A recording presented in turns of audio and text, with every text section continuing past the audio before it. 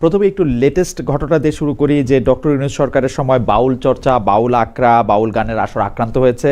পালা গানের শিল্পীকে গ্রেপ্তার করা হয়েছে। কেউ কেউ অভিযোগ করে থাকেন সেই সময় মাজার বিরোধী, বাউল গানে বিরোধী শক্তিকে কথিত তৌহিদি জনতা এরকম একটা নাম দেওয়া হয়েছিল। অন্তর্বর্তী সরকার প্রত্যক্ষ বা পরোক্ষভাবে উৎসাহ দিয়েছে। তখন আবার সংস্কৃতি উপদেষ্টার নেতৃত্বে আমরা শহরে অডিটোরিয়ামে কর্পোরেট ধাঁচের নতুন ধরনের বাউল উৎসব দেখেছি। আপনাদের সরকারের এই বিষয়ে অবস্থান কি, এটা জানতে চাইব। কিন্তু মনে করে দিতে চাইবো যে রবিবার দিবাগত রাত্রে সিলেটের বিশ্বনাথপুরের শ্রীপুর গ্রামে হামলা করে অনেক বছরের ঐতিহ্যবাহী বাউল গানের অনুষ্ঠান পণ্ড করে দিয়েছে একদল উচ্ছৃঙ্খল লোক। আপনাদের অবস্থান আমরা একটু জানতে চাইব। ওই সরকার থেকে আপনাদের সরকার, আমাদের ওই সরকার এবং আমাদের সরকার আলাদা এই কারণে যে আমরা আমাদের সংস্কৃতি, এটা হাজার হাজার বছরের ঐতিহ্যবাহী পুরনো একটা সংস্কৃতি। এবং একটা সময় যেমন সারা পৃথিবীর মানুষ বাংলায় আসতো জ্ঞান চর্চা করতে, যেমন হিয়েন সাংয়ের ছিলেন 750 খ্রিস্টাব্দে। চীন দেশের সমস্ত জ্ঞান বিজ্ঞান মানে শিক্ষা করার পরে অধিক জ্ঞান অন্বেষণ কোথায় গিয়ে করা যায় তাকে বললো যে বাংলায় যাও। এখানে ইবনে বতুতা এসেছিলেন। তিনি তার ভ্রমণ বৃত্তান্তে লিখেছেন যে এদেশে প্রবেশের 1000টি দরজা আছে কিন্তু বেরোনোর কোনো পথ নেই। এখানে বিভিন্ন দেশের লোক তার ভাগ্য অন্বেষণের জন্য আসতো। এটা সোনার বাংলা বলা হতো। এখানে ওলন্দাজরা এসেছে, চাইনিজরা এসেছে, এখানে গ্রিসরা এসেছে, প্যারিসের ফ্রান্সরা এসেছে, কাবলিওয়ালারা এসেছে, কিন্তু বাংলার মানুষ কোথাও যায়নি। এই সমৃদ্ধ দেশ ছিল, তার পুরাকীর্তি, তার সংস্কৃতি, তার ধ্যান ধারণা ছিল মানে অন্তর্ভুক্তিমূলক। আমরা আমাদের সমাজে মানুষে মানুষে চিন্তায় চিন্তায় বৈষম্য আছে। এখানে আমরা যেটা চাই, যেখানে আদর্শগতভাবে যার যে আদর্শ, রাজনৈতিক আদর্শ, ধর্মীয় আদর্শ, ধর্মীয় চিন্তাভাবনা পৃথক হতে পারে, কিন্তু আমরা একটি অন্তর্ভুক্তিমূলক সমাজ চাই। আমরা গণতান্ত্রিক যে সংস্কৃতি, সেই গণতান্ত্রিক সংস্কৃতিতে আমরা মানুষকে ঐক্যবদ্ধ করতে চাই। এবং আমরা বিভেদ চাই না, বিভাজন চাই না। আমরা চাই একটি নতুন আধুনিক বাংলাদেশ, যে বাংলাদেশ আবার সেই বাংলার ঋত ঐশ্বর্য, পুরনো গৌরব, নানা ঐতিহাসিক কারণে সেটা আজকে বিপর্যস্ত হলেও আমরাকে পুনরুত্থান করতে চাই। আমরা চাই যে আমাদের পুরনো সংস্কৃতির মধ্যে লোক সংস্কৃতির 3টে ধারা আছে। একটা হচ্ছে বাউল সঙ্গীত, একটা আছে যেমন শাহ আব্দুল করিম, বিজয় সরকার, এসব বাউল কবি গান, এই সমস্ত গানের উদ্ভব করেন। তারপর এখানে লালন সঙ্গীত আছে এবং আরও লোক সংস্কৃতির মধ্যে আর যা যা আছে। এখানে পুরনো দিনের সেই যাত্রা, সেখানে সে নাটক, সেখানে সঙ্গীত চর্চা, এবং সেই নাটকের মধ্যে, যাত্রার মধ্যে একটা পরিচ্ছন্ন ছিল, যেখানে সমাজের, গ্রামীণ সমাজের কৃষক, শ্রমিক, সাধারণ মানুষের জীবনের যে সংগ্রাম, সেই সংগ্রামকে তুলে ধরত। আমরা এখন সেই যাত্রাকে, নাটককে আমরা জীবনমুখী করতে চাই। সেই জীবন বিমুখ, সংগ্রাম বিমুখ, শৃঙ্গার রসাত্মক, ন্যাংটা নর্তন কীর্তনের পরিবর্তে আমরা পরিচ্ছন্ন যাত্রা, যেটা মানুষকে আনন্দ দিতে পারে, যেটা সমাজের ভাবনাগুলোকে উস্কে দিতে পারে, আমরা সেইটা আনতে চাই। আমরা নাটকে আধুনিক নাট্য আন্দোলনের যে সূচনা হয়েছিল, যে মানে সেই 40-এর দশক থেকে নবনাট্য আন্দোলনের মাধ্যমে, যেখানে খুব নামকরা নাট্য শিল্পীরা সেখানে নাটক করতেন, আমরা সেই ধারা আমরা পুরো বহাল করতে চাই। আমাদের বাউল সংস্কৃতিটা আমাদের অত্যন্ত পুরনো। ভাওয়াইয়া, বাউল, এ বাংলার মানুষ, এরা ধান কাটে আর গান গায়, এরা ধান বানায় আর গান গায়, নৌকা চালার গান করে। এটা গানের দেশ, ধানের দেশ, নদীর দেশ। অতএব এই সংস্কৃতিগুলোকে আমরা তুলে ধরে বিশ্বের দরবারকে আমরা শিখাতে চাই যে পৃথিবী যখন সংঘাত, যখন রক্তাক্ত পরিস্থিতি, যখন যুদ্ধ, সেখানে আমরা অ্যাডভোকেট রায়চৌধুরী, এই সিলেটের বিশ্বনাথপুরের যে ঘটনাটা, সেই ঘটনাটা কি মানে আপনি খোঁজ নিয়েছেন যে কারা এটি? আমি খোঁজ নিয়েছি জি, কারা এর পেছনে? আমি আজকে সারাদিন আমরা চট্টগ্রামে জিয়া স্মৃতি জাদুঘর এবং কালুরঘাট বেতা কেন্দ্র, যেখান থেকে শহীদ প্রেসিডেন্ট জিয়াউর রহমান, মেজর জিয়া সেদিন স্বাধীনতার ঘোষণা দেন, এইগুলো আমরা মানে নানা অবহেলায় ইয়েতে গত 18 বছর সেটা মানে প্রায় বন্ধই ছিল। আমরা একে তুলে ধরতে চাই, আমরা ইতিহাসের অংশ এটা, সেই ঐতিহাসের অংশকে আমরা তুলতে চাই। ঠিক আসার পথে আমরা বিশ্বনাথের ঘটনা বিশ্বনাথপুর না বিশ্বনাথের গ্রামে শ্রীপুরে শত বছরের পুরনো বাউল সঙ্গীত, সেই সেখানে বাউল সঙ্গীতের সম্মেলন হচ্ছিল। সেখানে একদল তথাকথিত মানে উগ্র যে উগ্রবাদী, তথাকথিত মানে মৌলবাদী তারা এখানে আক্রমণ করে, এবং এই আক্রমণকে আমরা নিন্দা জানাই। শুধু নিন্দা না, আমরা এর তীব্রভাবে মানে আমি অলরেডি ইতিমধ্যে আমরা প্রশাসনের সাথে কথা বলেছি, এবং ওখানকার জেলা প্রশাসন তারা ক্যাবিনেটে রিপোর্ট দিয়েছেন। রিপোর্ট দিলেই হবে না, আমি ডিসিকে পার্সোনালি পাইনি, আমার পিএস কথা বলেছে। আমি ডিসি এসপি এদেরকে জানতে চাই যে এখানে কি মেজার নেওয়া হয়েছিল, কারা এটা করলো, সেটা সুনির্দিষ্টভাবে সেটা তদন্ত করে বের করে তাদের আইনের আওতায় যে আমরা এটি আশা করব। কেন এটি বলছি, আমরা সাধারণত দেখেছি যে সরকারের একটা প্রচ্ছন্ন সমর্থন না থাকলে আপনি যাদেরকে উগ্রবাদী গোষ্ঠী বলছেন তারা এইভাবে করে আক্রমণ করে না। তো যেহেতু আপনারা এখন গভর্নমেন্টে আছেন, এর দায় আপনাদেরই নিতে হবে কিনা বা আপনাদেরই নেওয়া উচিত কিনা? কেন আমি এই কথা বলছি, কারণ আপনি এরকম একটা আক্রমণের দায়ভার আপনার প্রতিপক্ষ অর্থাৎ এখন জামাতে ইসলামী আছে বললে তাকে আপনি একটা দিতে পারেন, কিন্তু ঘটনা হচ্ছে জামাতে ইসলামী কেন এই সময়ে এসে বিরোধী দলে থাকলে বা জামাতে ইসলামী যদি আপনি নাও বলে থাকেন, উগ্রবাদী গোষ্ঠী কেন এসে এই আক্রমণটি এখন করবে যেখানে তাদের প্রতি এটা আঙ্গুলটা দেখানো হবে? সেটা মানে অনেক সময় যেটা ঘটনা ঘটে, একটা ঘটনা ঘটে গেল, একটা ক্রিমিনাল অ্যাক্টিভিটি হলো, দেন সরকারের দায়িত্ব হচ্ছে ইমিডিয়েটলি সেটাকে তদন্ত করে অ্যাকশনে যাওয়া, কারণ law will take it own course. আমাদের অনেক ঘটনায় অনেক ঘটে সমাজ জীবনে, রাষ্ট্রীয় জীবনে, কিন্তু সুপরিকল্পিতভাবে যে ঘটনাটা ঘটছে এখানে আমাদের মানে যদি কারো দায়বদ্ধতা থাকে, সেখানে কারো দায়বদ্ধতা থাকে, তাকে চিহ্নিত করে তাকে তার মানে শাস্তি পেতে হবে। আমরা চাই না এ ধরনের। আর আমাদের সরকারের মানে দৃষ্টিভঙ্গি অতীতের সরকারের দৃষ্টিভঙ্গির সাথে এক মিলবে না। আমরা আমাদের ইতিহাস ঐতিহ্যকে তুলে ধরতে চাই। ওকে, আপনি চট্টগ্রামে ছিলেন, চট্টগ্রাম থেকে এসছেন কিছুক্ষণ মাত্র আগে, আপনি জিয়া স্মৃতি জাদুঘরের কথা বলতেছিলেন এবং স্বাধীনতা দিবসের আমরা একেবারে খুব কাছাকাছি সময়, আজকে 24শে মার্চ, আমরা 26শে মার্চ আমাদের স্বাধীনতা দিবস। আমাদের একজন দর্শক প্রশ্ন করেছেন এই 27শে মার্চ স্বাধীনতা দিবস না হয়ে 26শে মার্চ কেন? মেজর জিয়া 27 তারিখ স্বাধীনতার ঘোষণাটি পাঠ করেন, এটা হচ্ছে তার পাঠ। আমি প্রশ্নটি যেটি করতে চাই সেটি হচ্ছে যে আমরা কিন্তু আওয়ামী লীগের আমলে গত 15 বছরে স্বাধীনতার ইতিহাসকে তাদের মতো করে লিখতে দেখেছি বা বলতে শুনেছি। সেইখানে নানাভাবে মেজর জিয়া, যিনি স্বাধীনতা যুদ্ধের সময় একটি অবিসংবাদিত মানে ভূমিকা নিয়েছিলেন, তাকে মুক্তিযুদ্ধ থেকেও বাদ দেওয়ার একটা চেষ্টা ছিল। আমরা তারপরে একটা তত্ত্বাবধায়ক সরকারের সময় দেখেছি, তত্ত্বাবধায়ক সরকারের সময় আমরা কেমন জানি পুরো স্বাধীনতার বিষয়টি নানা রকমভাবে একটু আন্ডারমাইন হতে দেখেছি, যেহেতু আওয়ামী লীগ সরকার সেটি করেছে। এই সরকারের সময় এসে আমাদের প্রশ্ন হচ্ছে মানে বিএনপি কি মুক্তিযুদ্ধের ইতিহাস আবার তাদের মতো করেই লিখতে চায় কিনা, যেখানে বঙ্গবন্ধুর ভূমিকাকে খাটো করা হয়, অস্বীকার করা হয়? এবং আপনাকে আমি একটু মনেও করিয়ে দিতে চাই, বঙ্গবন্ধুর ভাষণ বাজানোর জন্য এই ইউনিভার্সিটিতে যে ছেলেমেয়েরা বন্দী হয়েছিল তারা এখনো বন্দিই আছে।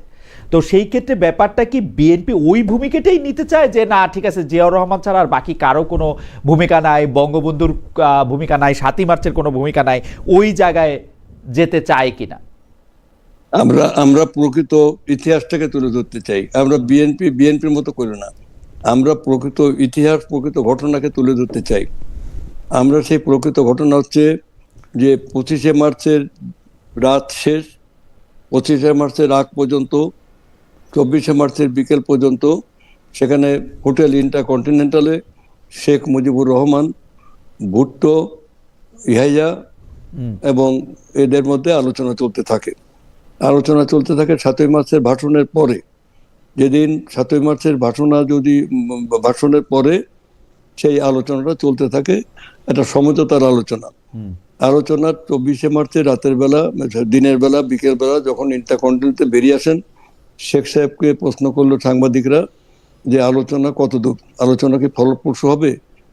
উনি তা উত্তর দিলেন যে ফলপ্রসূ হবে না, তবে কি আমি এমনি আলোচনা করছি, আমরা কি এমনি আলোচনা করছি? যাই হোক, সেটা আপনি বলতেই পারেন। কিন্তু এর পরপরই মানে ইহা কাউকে না বলে ইহা খান চলে গেল পাকিস্তানে, ভুট্টো কয়েকদিন আগেই গেল, এবং 1 লক্ষ নতুন করে পাক বাহিনী এবং মানে গোলা বারুদ ট্যাঙ্ক চট্টগ্রামে বিমানবন্দর নিয়ে এসে হাজির হলো। 25 মার্চের সন্ধ্যার পর থেকেই এটা ছড়িয়ে পড়লো যে সরি, আজকে ক্র্যাকডাউন করবে যে কোনো মুহূর্তে। তো সেই ক্র্যাকডাউন তারা করে, মানে শেখ সাহেবকে অনেকেই যে বলছে আপনি এখান থেকে বেরিয়ে আসেন, আত্মগোপন করেন। তো আমি ডিটেল ইতিহাস বলতে চাই না, তবে এটুকু বলতে চাই যে পাক বাহিনী, শেখ সাহেব বাসার থেকে যান নাই, তাকে সেখান থেকে পাক আচ্ছা, বাহিনী তুলে নিয়ে যায়। আমরা ওই ইতিহাসটা নিয়ে আরেকদিন আলোচনা। অ্যাডভোকেট রায়চৌধুরী, আপনি যেহেতু কালের সাক্ষী, আমরা কিন্তু এরকম জেনারেশনকে আর খুব বেশি দিন পাবো না। আমি হয়তো আর 10 বছর ম্যাক্সিমাম।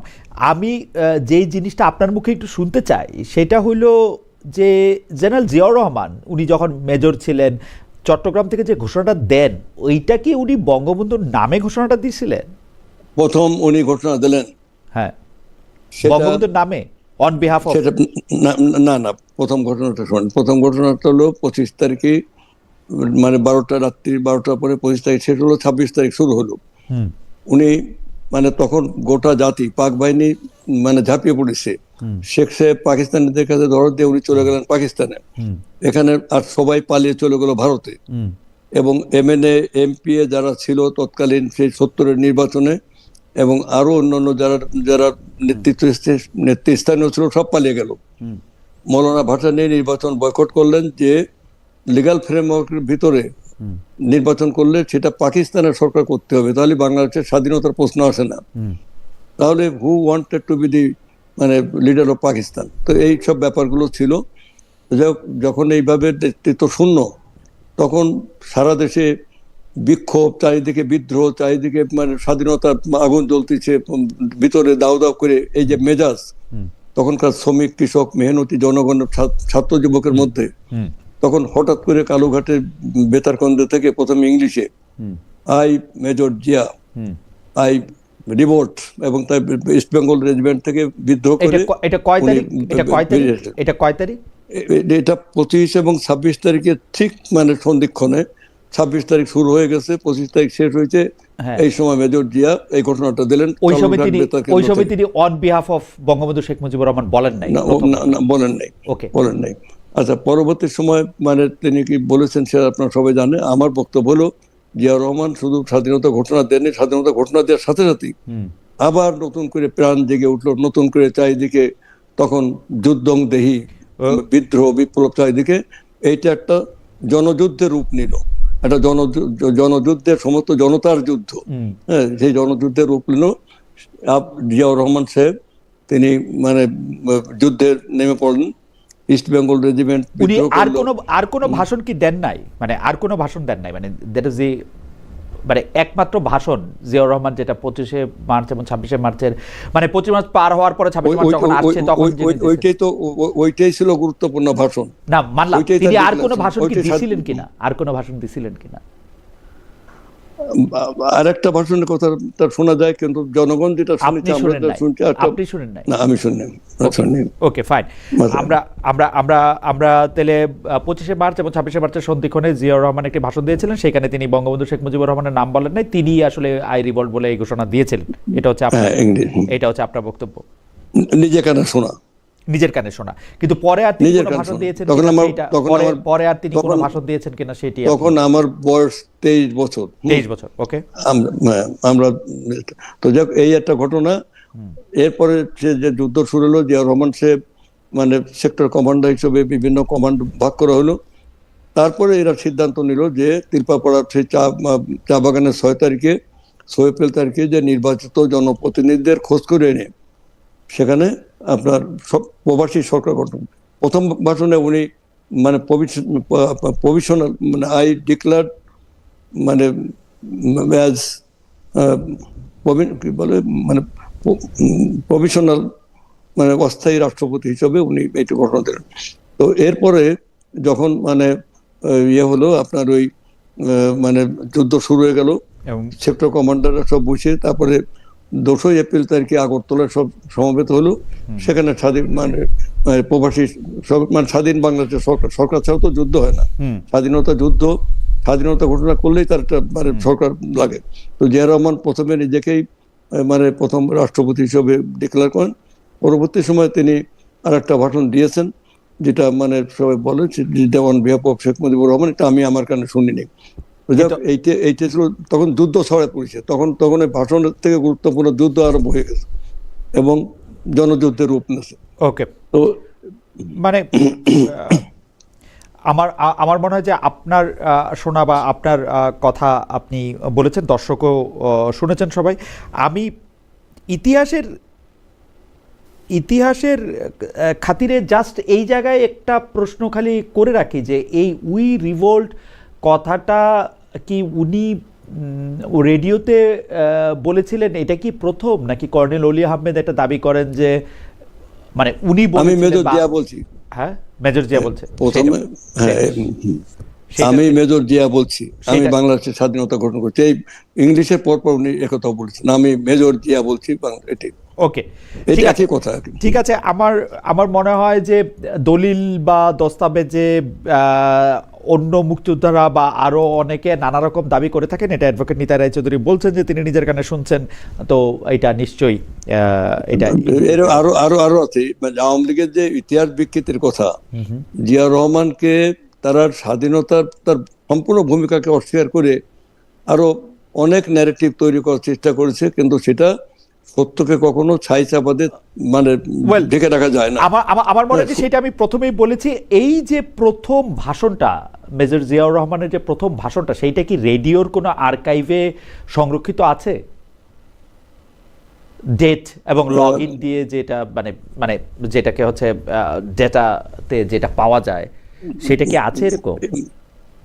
অনেক কিছুকেই ড্যামেজ করা হয়েছে, অনেক কিছুকে বিভ্রান্তির মধ্যে আনা হয়েছে। তবে এই আর্কাইভ আমরা খুঁজে দেখছি যে সেটা নিশ্চয়ই মানে পাওয়া যাবে। মানে আপনারা প্রথমে যখন ক্ষমতা এসেছিলেন ৭৮ সালে, তখন বা ৭৭ মানে তখন কি এটা খুঁজে দেখা হয়নি? তখন তো এইসব বিতর্ক ওঠে নাই। প্রথম যখন বিতর্ক না, ইতিহাসের খাতিরে বিতর্ক না উঠলেও তো এগুলি ইতিহাসের খাতিরে আমাদের সামনে রাখা।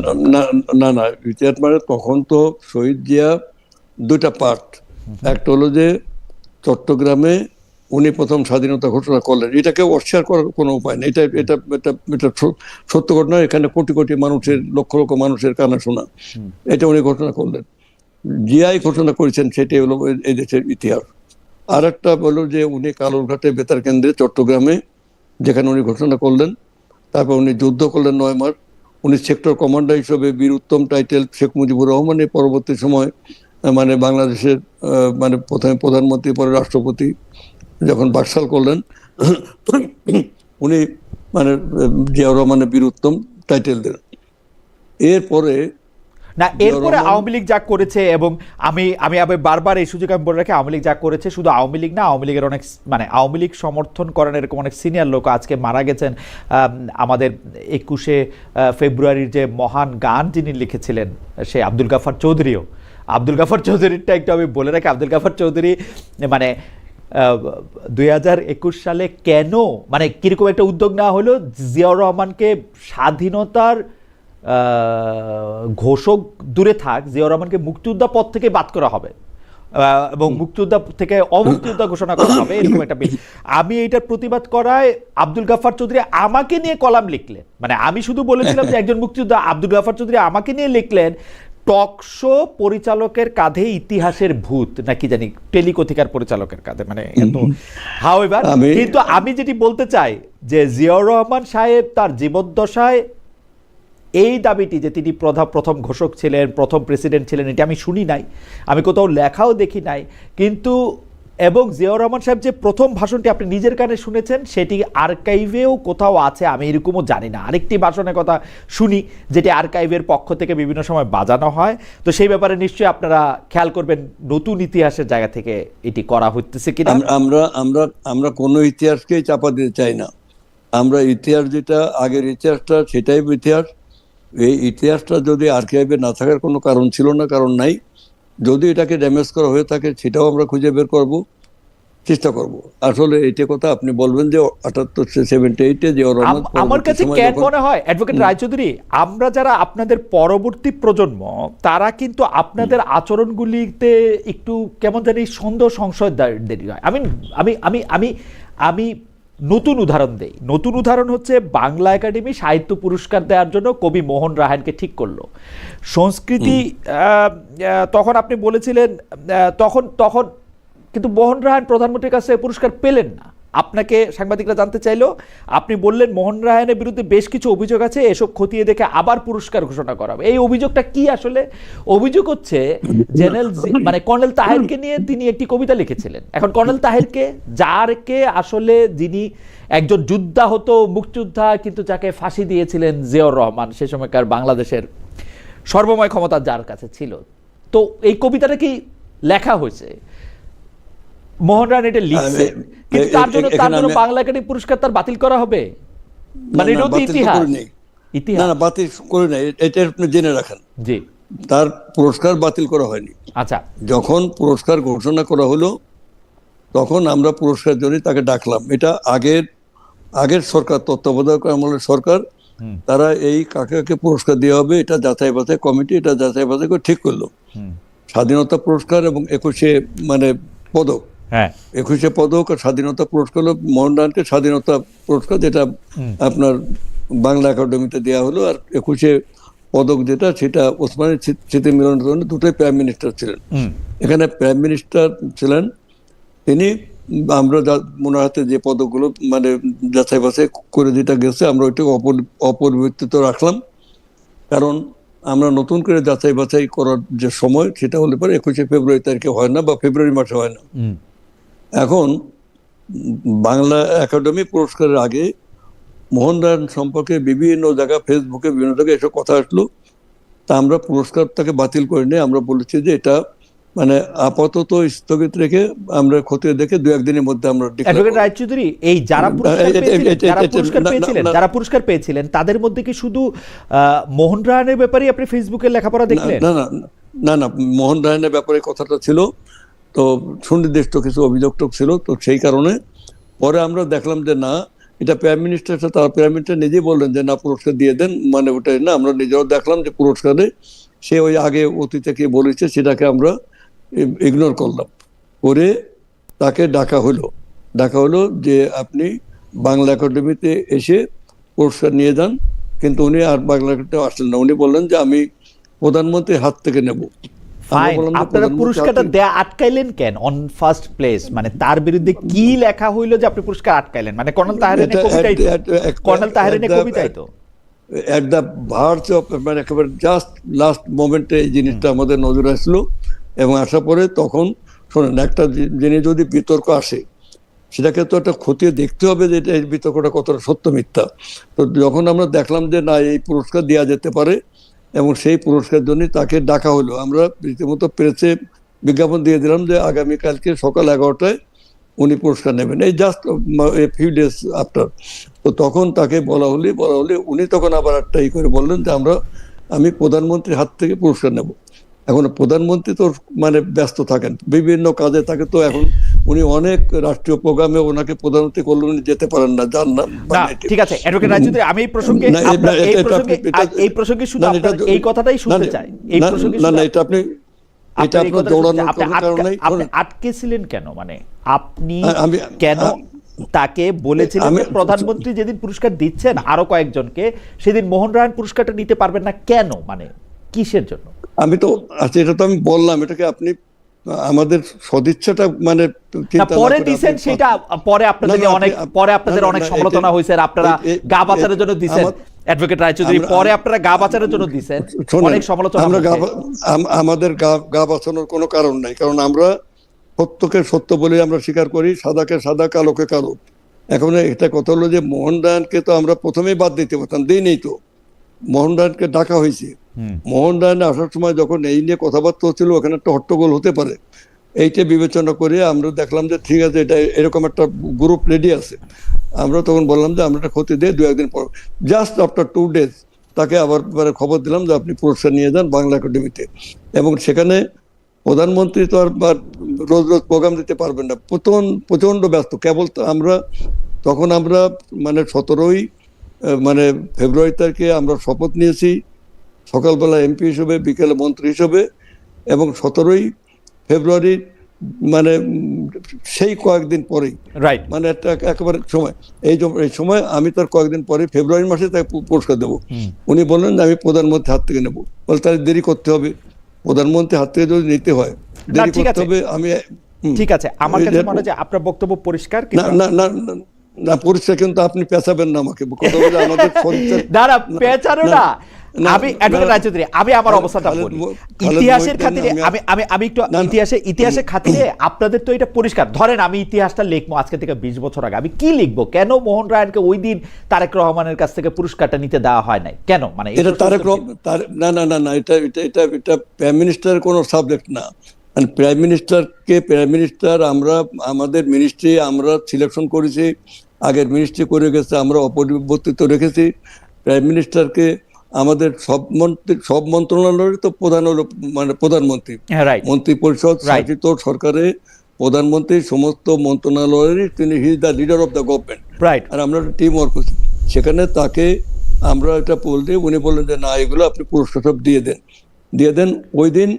আপনারা পুরস্কারটা আটকানোর পর প্রধানমন্ত্রী বললেন যে না, দিয়ে দেন এগুলি সব। না না না তাকে তো তাকে আমরা হয়তো ওই দিনই ডাকতে পারতাম, পরে তাকে খুঁজেও পাওয়া যায়নি, ইনি চলে গেছেন। জাস্ট 2 দিন পরে তাকে আবার আমরা ডাকলাম, ডেকে বললাম যে বাংলা একাডেমিতে আপনি আসেন। আমি মন্ত্রী হিসেবে সেখানে, এটা মন্ত্রীদের দেওয়ার নিয়ম।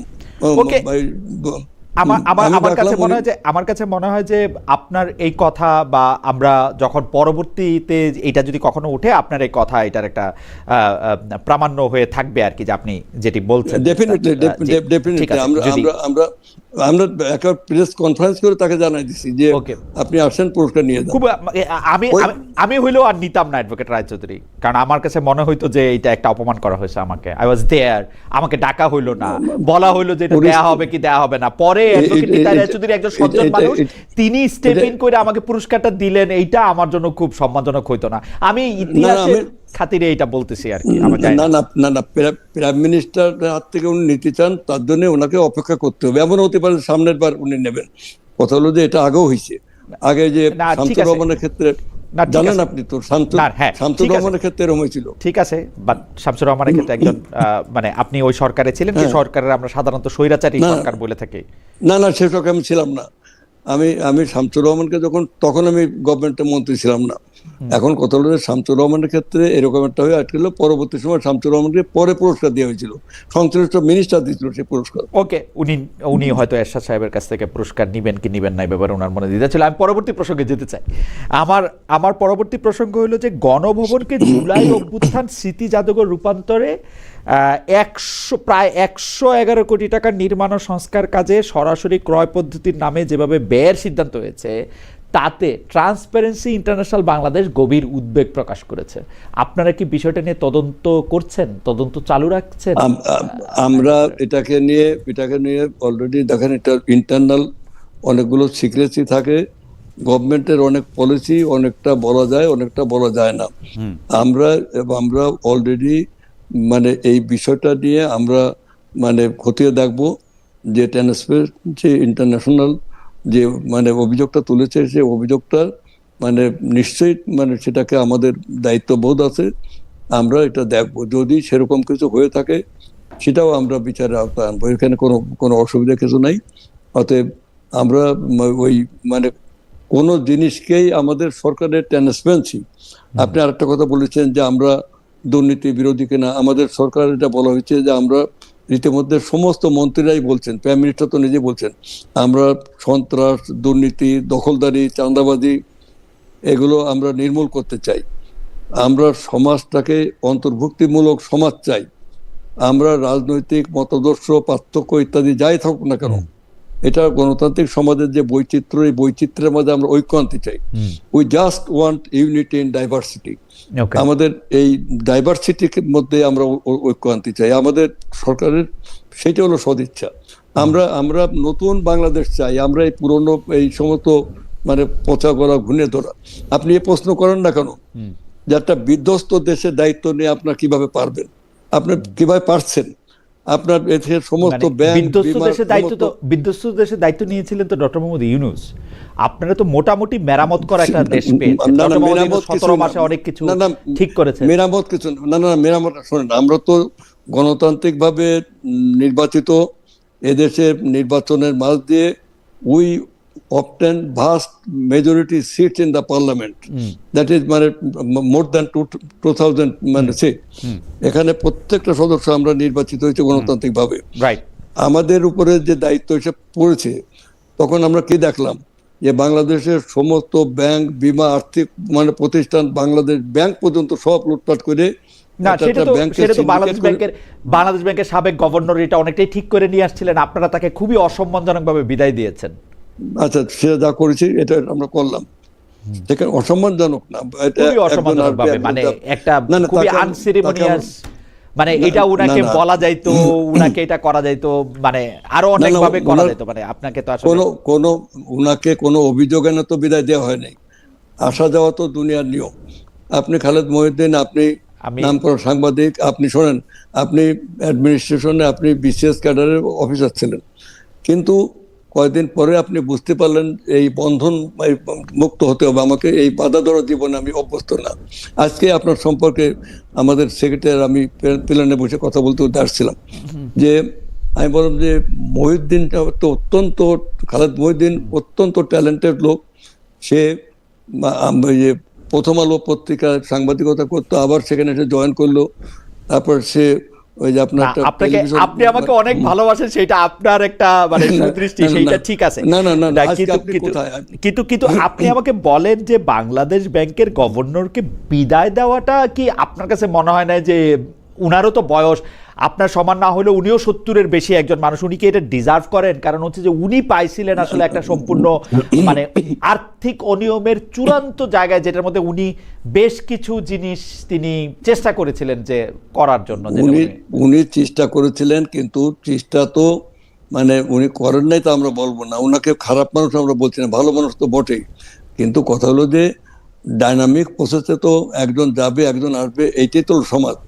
আজকে আমরা একটা আপনি সিন্ডিকেটগুলো দেখেন, আইন চেঞ্জ করে একটা মানে ব্যাংকিং কোম্পানিতে একটা ব্যাংকের 4 জন পর্যন্ত ডাইরেক্টর হতে হবে একই পরিবারের, এবং আর এক ব্যাংকের 4 জন এইভাবে তারা ইন্টারচেঞ্জ করে তোমার ব্যাংক থেকে আমাকে লোন দাও, তোমার ব্যাংক থেকে আমার ব্যাংক থেকে তুমি নাও, এই বলে 95,000 কোটি টাকা একটা কোম্পানি নিয়ে এগুলো সালাম গ্রুপ, কেউ তারও বেশি, কেউ 55,000, 65,000, সব ব্যাংক লুটপাট করলো জনগণের আমানতের টাকা। এটা গেল রাষ্ট্রীয় প্রতিষ্ঠান। এই সিভিল ব্যুরোক্রেসিতে ডিসি, এসপি, মানে ইউনো, ওসি 18 সালে রাতের বেলা দিয়ে তারা নিজেরা উৎসাহ নিয়ে ভোট কাটতেছে, ভোট কেটে ভরে দিচ্ছে।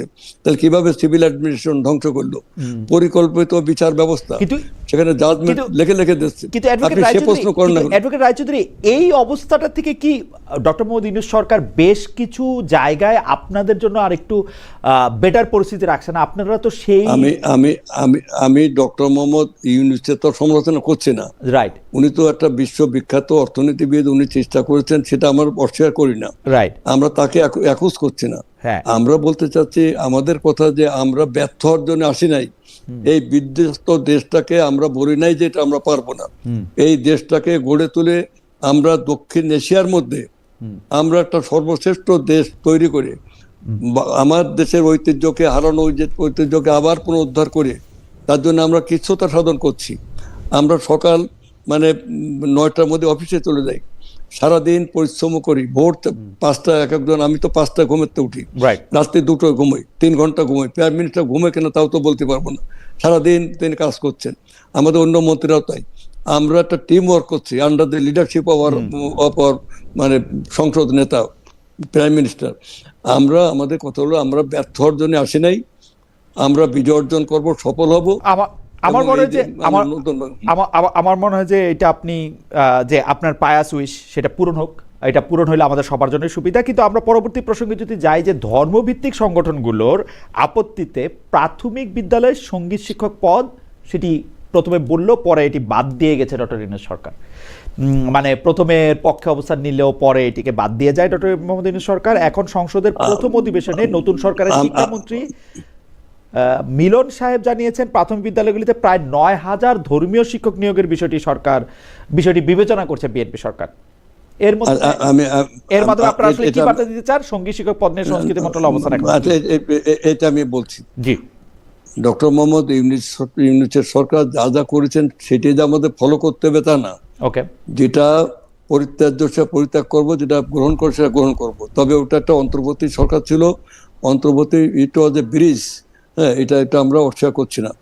আমরা বলতে চাই যে ধর্মকে সমাজ থেকে বিচ্ছিন্ন করা যাবে না, কারণ ধর্মীয় যে মূল্যবোধ এদেশ হচ্ছে ধর্মীয় মূল্যবোধের যে একটা আছে, সেই জায়গায় আমরা ধর্মীয় যে ফ্যানাটিসিজম, ফ্যানাটিকসিজম যেটা ধর্মীয় মানে মৌলবাদ, মানে কি প্রত্যেক ধর্মের কিন্তু ফান্ডামেন্টালস আছে।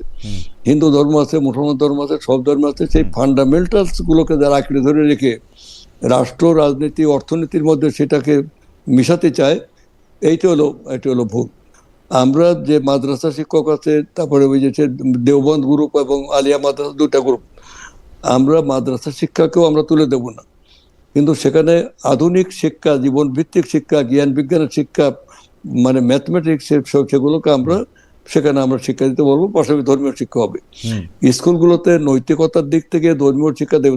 প্রত্যেক ধর্ম তো মানুষকে কিন্তু ধর্মীয় মূল্যবোধে মানে উজ্জীবিত করে। সেটাকে আমরা যদি করে, এটাও আরেক ধরনের হটকাইতে হবে, এটাও আরেক ধরনের মানে হবে। সেটা না করে আমাদের শিক্ষামন্ত্রী যেটা বলেছেন যে আমরা প্রত্যেক স্কুলে একজনকে ধর্ম শিক্ষক দেবো, এটা তো ব্রিটিশ আমলেও ছিল। এটা তো আমাদের ছোটকালে আমরা দেখেছি, একটা ধর্মীয় শিক্ষক ছিল, ধর্মীয় ওই যে পণ্ডিত থাকতো, একজন মৌলবী থাকতো, আপনার স্কুলও ছিল, রাইট। এবং অতীতে আমাদের সময় ছিল, আমাদের পূর্বেও ছিল, তারা ধর্ম শিক্ষা দিত, নৈতিকতা। কিন্তু তার মাঝ থেকে কেউ নাম করা বিজ্ঞানী হয়েছে, নাম করা অর্থনীতিবিদ হয়েছে, দেশ বিদেশে চলে গেছে। এবং ইন্ডিয়াতে আপনি দেখেন, ভারতবর্ষে পশ্চিমবাংলায় তা তো কমিউনিস্ট শাসন ছিল, সেখানেও ধর্মীয় শিক্ষক আছে। অতএব ধর্মীয় শিক্ষক থাকা মানে যে আমি ধর্মীয় ফ্যান্টাটিসিজম মানে করলাম, ধর্মীয় সেই মানে, আর এইটা হয় না। আমি গলায় মালা দিয়ে প্রাথমিক বিদ্যালয়গুলিতে আপনারা ধর্মীয় শিক্ষক নিয়োগ দিতে চান, যাতে তারা ধর্ম এবং নৈতিকতার কথা প্রাথমিক মানে বিদ্যালয়ে থাকা অবস্থায় শিক্ষামন্ত্রীর সাবজেক্ট, শিক্ষামন্ত্রী সব মন্ত্রণালয়েরই প্রধান প্রাইম মিনিস্টার। সেটা আমরা আলাপ আলোচনা ক্যাবিনেটে ডিসকাস হবে। সেটা যদি কোনো অসঙ্গতি আমরা ক্যাবিনেট মিটিং এ বলবো, আমরা পার্লামেন্টে আলোচনা হবে। তো সরকারি পার্লামেন্টে ওকে ফাইন, সরকারি প্রাথমিক বিদ্যালয়ে যে নতুন সৃষ্টি করা দুটা পদ এর আগে সরকার বাদ দিছিল, সৃষ্টি করছে আবার বাদও দিছে। একটা হচ্ছে সঙ্গীত শিক্ষক পদ, আর একটা হচ্ছে শরীরচর্চা শিক্ষকের পদ। এইটার ব্যাপারে কি আপনার কি মতামত, যে সঙ্গীত শিক্ষকের পদ বাদ দেওয়া? আমার ব্যক্তিগত মত আপনাকে বলি। জি, মানে আগেই বলে গেলাম যে সঙ্গীতের মধ্যে এক ধরনের মানে ধ্যানমগ্নতা থাকে ঈশ্বরের প্রতি, যে তার ঠিকমতো ঐশ্বরিক একটা ব্যাপার। সঙ্গীত এবং শরীরচর্চা, এটা তো পার্ট অফ এডুকেশন। শরীরচর্চা বিষয় এবং সঙ্গীত বিষয়, আমি জানি না এটা শিক্ষামন্ত্রী মানে কি চিন্তা করছেন। আমার ব্যক্তিগত মত হলো যে প্রাথমিক পর্যায় থেকেই এই সঙ্গীত, শরীরচর্চা, মানে খেলাধুলা, পড়াশোনার পাশাপাশি এগুলো থাকা উচিত। পৃথিবীর সব জায়গায় আছে এটা। এবং এখান থেকে আমাদের এখানে ভালো ভালো কেউ খেলোয়াড় তৈরি হবে, ভালো ভালো সঙ্গীতজ্ঞ তৈরি হবে, পাশাপাশি ভালো ভালো বিজ্ঞানী তৈরি হবে, হিউম্যান রিসোর্স ডেভেলপ করবে। আমরা শিক্ষা প্রতিষ্ঠানে ওই যে পরীক্ষার খাতায় লেখক আর না লেখক, ওই যে আগের সরকার বলে গেছে 98% পাস করতে হবে। এটা একটা জাতিকে ধ্বংস করার একটা সুপরিকল্পিত চক্রান্ত। কিন্তু আমরা সেটা না, আমরা প্রত্যেকটা স্কুলে আমরা জ্ঞান ভিত্তিক, বিজ্ঞান ভিত্তিক এমন শিক্ষা দিতে চাই, কারিগরি শিক্ষা, যাতে হিউম্যান রিসোর্স তৈরি হয়। সে ধর্মীয় মূল্যবোধ তার থাকবে না কেন, যে পুজো করবে কিন্তু লেবাসে নিয়ে নেই। গলায় মালা দিলাম, গেরুয়া বসন করলাম, কপালে চন্দনে ফুটা দিলাম, আর সেই বুড়ো শালিকের ঘাড়ের উপর মাইকেল মধুসূদন, আপনার নিশ্চয়ই মনে হচ্ছে সেটার কথা, সেটার আমি উল্লেখ করছি। তো এরকম ধর্মতে তো লাভ নেই। আমি মানে ধর্মকর্ম করলাম, আমি গোয়া কাশি গেলাম, হজে গেলাম, আসি আবার ঘুষ খেলাম, দুর্নীতি করলাম, পরের জমি ফাঁকে দিলাম, এগুলো আমরা আমরা আমরা আমরা সমাজে যা কিছু পরিত্যাগ করতে হবে। ধর্ম মনের ব্যাপার। খালেদ মহিউদ্দিন ধর্ম পালন করে না। খালেদ মহিউদ্দিন যতই মডার্ন ভাব দেখাক, সে তো আল্লাহর প্রতি বিশ্বাস তো তার আছেই। বিপদে আপদ নিশ্চয়ই আল্লাহর কাছে প্রার্থনা করে, বিপদে আনন্দে সবকিছুতেই। কিন্তু আমি আমি যে বিষয়টাতে মানে পরবর্তী প্রসঙ্গে আমি একটু যেতে চাই যে ধর্মসহ নানা দিক দিয়ে যারা সংখ্যায় কম, তারা বিগত অন্তর্বর্তীকালীন সরকারের সময় নানাভাবে নিপীড়িত হয়েছেন। সংখ্যা যারা বেশি তাদেরকে রাজি খুশি রাখতে গিয়ে ডক্টর মোহাম্মদ ইউনূস এবং তার সরকার অনেক কিছুতে তারা ব্লাইন্ড আই দিয়েছেন। অনেক সময় মানে আমরা ময়মনসিংহে পোশাক শ্রমিক দীপুচন্দ্র দাসকে পিটিয়ে পুড়িয়ে হত্যা করা হয়েছে দেখেছি, যা ডক্টর ইউনূসের আমলে সনাতনী জাগরণ জোটের মুখপাত্র পুণ্ডরিক ধামের অধ্যক্ষ চিন্ময় কৃষ্ণ দাস ব্রহ্মচারীর জামিন আবেদন বারবার নাকচ হয়েছে। এক্ষেত্রে সরকারের অবস্থান কি? অন্যদিকে আমরা যদি বলি যে লেখক, বুদ্ধিজীবী, শাহরিয়ার কবির সহ অনেক সাংবাদিক, তারপরে হচ্ছে 7ই মার্চের ভাষণ বাজাতে গিয়ে সেই ইউনিভার্সিটির ছাত্রছাত্রীদের কথাও আমরা বলেছি যে আপনাদের সময় এসেও তারা জামিন পাচ্ছেন না। এইটাকে আপনারা আসলে আমি আমার অবস্থানটা বলি। সেটা হলো যে দুইটা দিক। একটা আছে materials on record. If that record do not constitute any offense against a person, and he must be he is entitled to get bail, সেটা সে বেল পাবে, সে ঠেকানো যাবে না। আর একটা জিনিস আছে, সেটা হচ্ছে যে কারো বিরুদ্ধে যদি মানে সে হিন্দু হোক, মুসলমান হোক, যেই হোক না কেন, আমাদের মানে internal security of the state বা আমাদের মানে সিকিউরিটির প্রশ্নে যদি কারো ইনভলভমেন্ট থাকে যে মানে, তাহলে সেখানে আপনার সেটা খতিয়ে দেখা দরকার। কেন সে করেছেন সেটা আমরা জানি না। এখন তিনি কোন প্রশ্নে করেছেন সেটা আমরা জানি না। আমাদের সামনে যে ম্যাটেরিয়ালস আসবে সেটা নিশ্চয়ই আমাদের বিচার ব্যবস্থা এখন মুক্ত স্বাধীন বিচার ব্যবস্থা হিসেবে তারা কাজ করবে। ইভেন ওই অ্যাডমিনিস্ট্রেশনের লোকজনই, ডিসি হোক, এসপি হোক, সেক্রেটারি হোক, যে যেখানে আছে তারা স্বাধীনভাবে কাজ করবে। কিন্তু তারা যদি কোনো অনিয়মের মধ্যে জড়া পড়ে, তাহলে আইন সবার ক্ষেত্রে সমান। শুধু রাজনীতিবিদই মানে অপরাধ না। কিন্তু অ্যাডভোকেট রায়চৌধুরী, আইন নিয়ে আমাদের পর্যবেক্ষণ হলো, আপনি জানেন জাতীয় পার্টির চেয়ারম্যান মারা গেছেন যিনি, হোসেন মোহাম্মদ এরশাদ, সর্বোচ্চ আদালতে বা এমনকি ট্রায়াল আদালতে যেসব মামলাগুলিতে তিনি জামিন পান নাই 5 বছর ধরে, ঠিক সরকার পরিবর্তন হওয়ার পর, আওয়ামী লীগ আসার পরে ঠিক সেই মামলায় সেই একই গ্রাউন্ডে জামিন পেয়েছেন। আমরা জনাব তারেক রহমানের কথা বলতে পারি। জনাব তারেক রহমানকে ইন অ্যাবসেন্সিয়া প্রতিটি মামলায় তাকে শাস্তি দেওয়া হয়েছে। জনাব তারেক রহমান ইন অ্যাবসেন্সিয়া প্রতিটি মামলায় জামিন পেয়েছেন, খালাস পেয়েছেন, সবগুলি জিনিস তার কোয়াশ হয়েছে ইন অ্যাবসেন্সিয়া, কিন্তু একই কোর্ট। তো আমরা সরকারের পরিবর্তনেই শুধু ডিসিশনে পরিবর্তন হতে দেখি। তো সেই জন্য আমরা যেগুলি পলিটিক্যালি যেগুলি গুরুত্বপূর্ণ জিনিস, আমি আমি আমি চিন্ময় কৃষ্ণ দাস ব্রহ্মচারীর কথা বললাম, আমি শাহরিয়ার কবিরের কথা বললাম, আমি দীপুচন্দ্র দাসকে যারা পিটিয়ে পুড়িয়ে হত্যা করেছে তাদের কথা বললাম, আমি যদি এই মাজারে যারা, মাজার না মানে একটা লোকের কবর থেকে নামিয়ে যাদেরকে আগুনে পুড়িয়ে দেওয়া হয়েছে তাদের কথা বলি, এই বুদ্ধিজীবী শাহরিয়ার কবিরদের কথা বলি, সাংবাদিকদের কথা বলি, এটা তো পলিটিক্যাল ডিসিশন। আপনারা এটা আদালতের কথা বললে তো হবে না।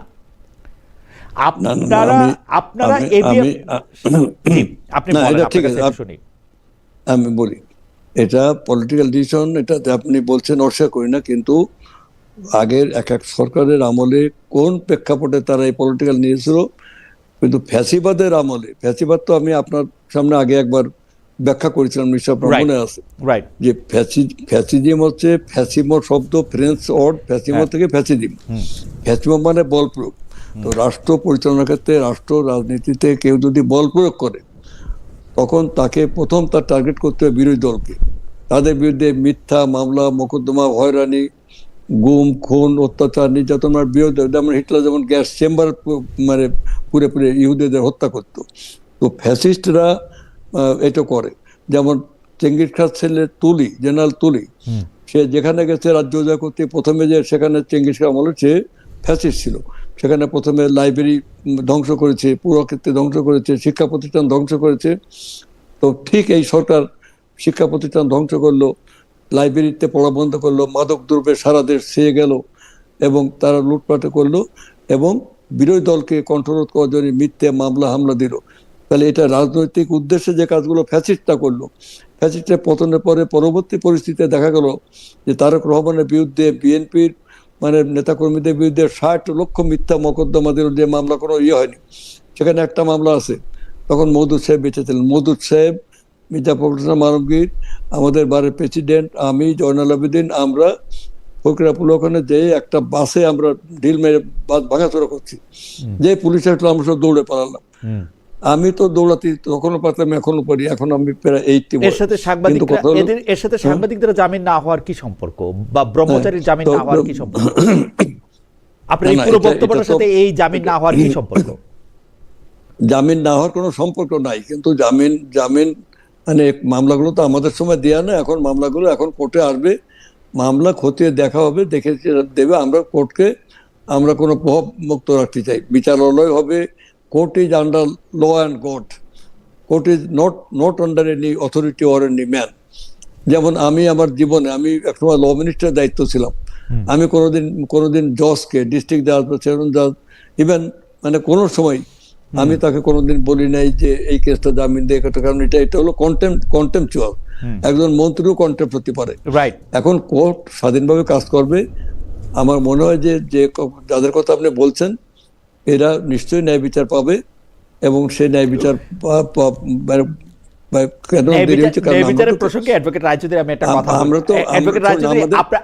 আপনাকে একটা কথা বলি, আমাদের একজন চিফ জাস্টিস এবিএম খায়রুল হককে বাসা থেকে গ্রেফতার করে নিয়ে যাওয়া হয়েছে, তাকে আদালতে রাখা হয়েছে, উনি এখনো আদালতে আছে।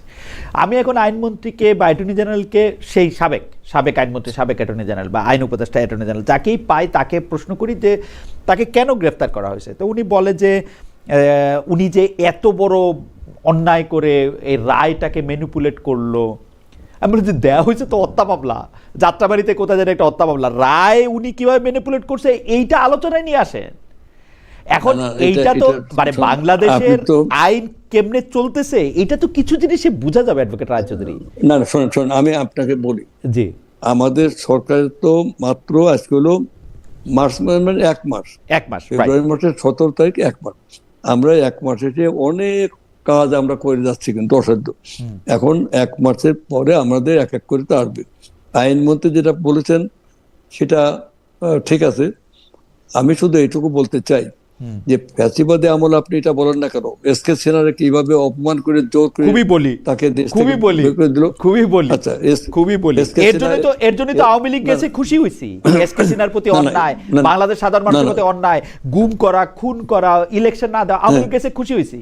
কিন্তু ঘটনা হচ্ছে যে বিএনপি আসার পরে কি করে, আজকে আমার এক কলিগ উনি আমাকে বলতেছিল যে আপনি আমাকে পরিবর্তন দেখান।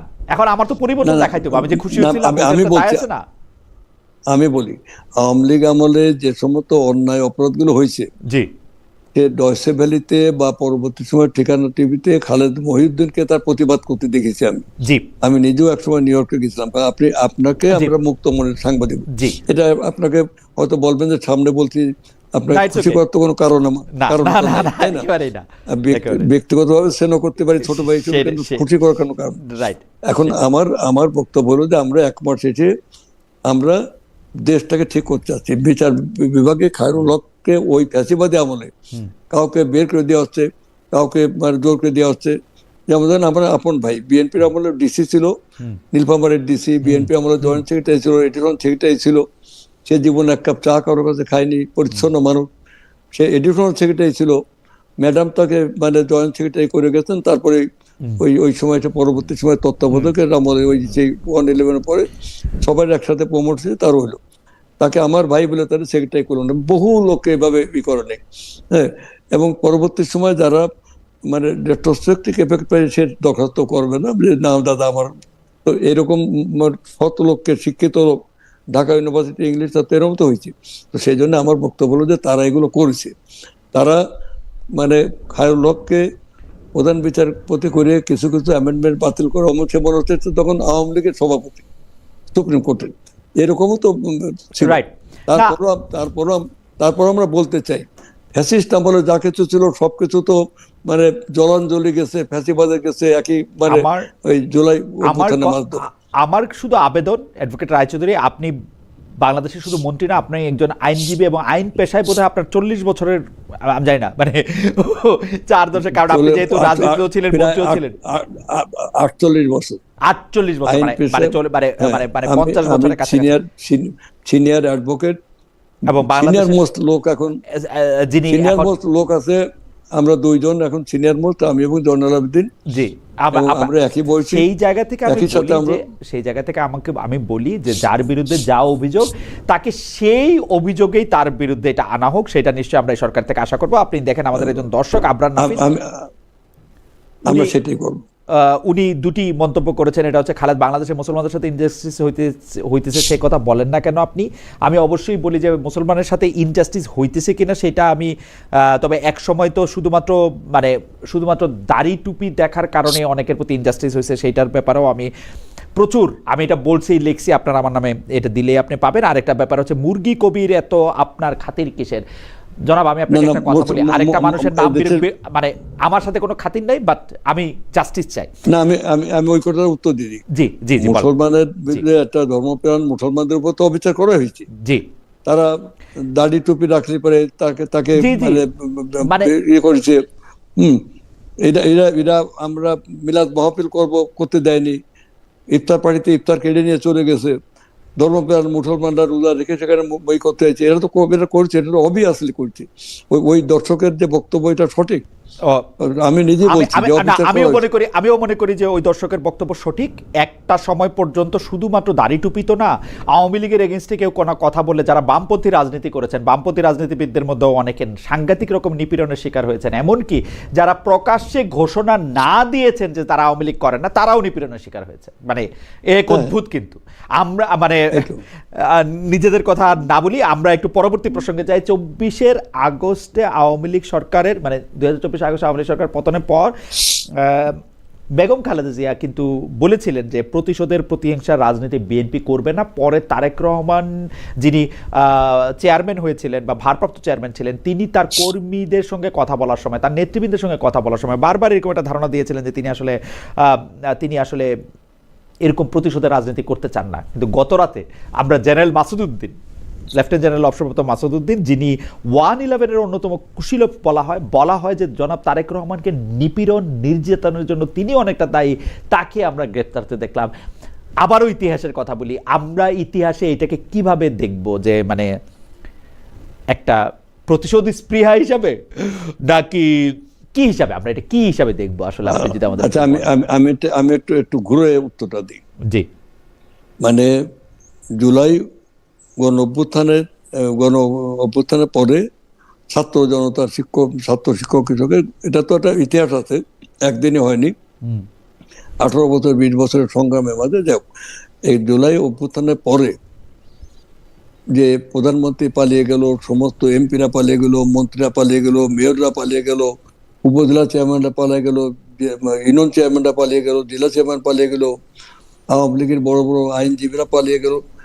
এই পালায় যাওয়ার, এই ঘটনার, এই অভ্যুত্থানের তাহলে গভীরতাটা কোথায়, তাৎপর্য কি এবং এর ব্যাপকতা কি, এটা তো গভীরভাবে যদি আপনি বিশ্লেষণ করে দেখবেন যে মানে পুঞ্জীভূত, মানে যে জনগণের যে ক্ষোভ, 18 বছর ধরে নির্বাচন না হতে দিয়া, এখানে সব লুটপাট, সবকিছু ধ্বংস করে দেওয়া, রাষ্ট্রীয় প্রতিষ্ঠান সরকারি প্রতিষ্ঠানকে ডিজঅর্ডার করে ফেলা, তো এরই একটা ফলশ্রুতি তারা ভোগ করেছে। এখন ধরেন এই সময় এসে আপনার তাদের পতনের পরে ওই সময় যারা অনেক বড় বড় অপরাধের সাথে যুক্ত ছিল, তারা হয়তো পরবর্তী সময় বহাল তবিয়তে আবার ষড়যন্ত্র করে যাচ্ছে যে আবার ফ্যাসিবাদকে পুনরুজ্জীবিত করা যায় কিনা। আমরা এই অপরাধগুলো, হয়তো অপরাধ আছে কিন্তু সে বুক ফুলে বেড়াচ্ছে। যেমন যে আপনার যে মোকদ্দমাগুলো হয়েছে, যেগুলো একটা মানে উইথ ভ্যালিড এভিডেন্স এবং ম্যাটেরিয়ালস, তো তার সাথে যদি কেউ যুক্ত থাকে, সে তো গ্রেপ্তার হতেই পারে। তার জন্য বিএনপির আক্রোশে কোনো ব্যাপার না। আমরা প্রতিহিংসা প্রতিশোধ, যেটা ম্যাডাম বলে গেছেন, দেশ বাঁচাও মানুষ বাঁচাও, সেই ঐতিহাসিক কথা। অ্যাডভোকেট রায়চৌধুরী, তো আমরা তো- অ্যাডভোকেট রায়চৌধুরী, আমি আপনার করকমলে দুইটা জিনিস আপনার আমি পেশ করি।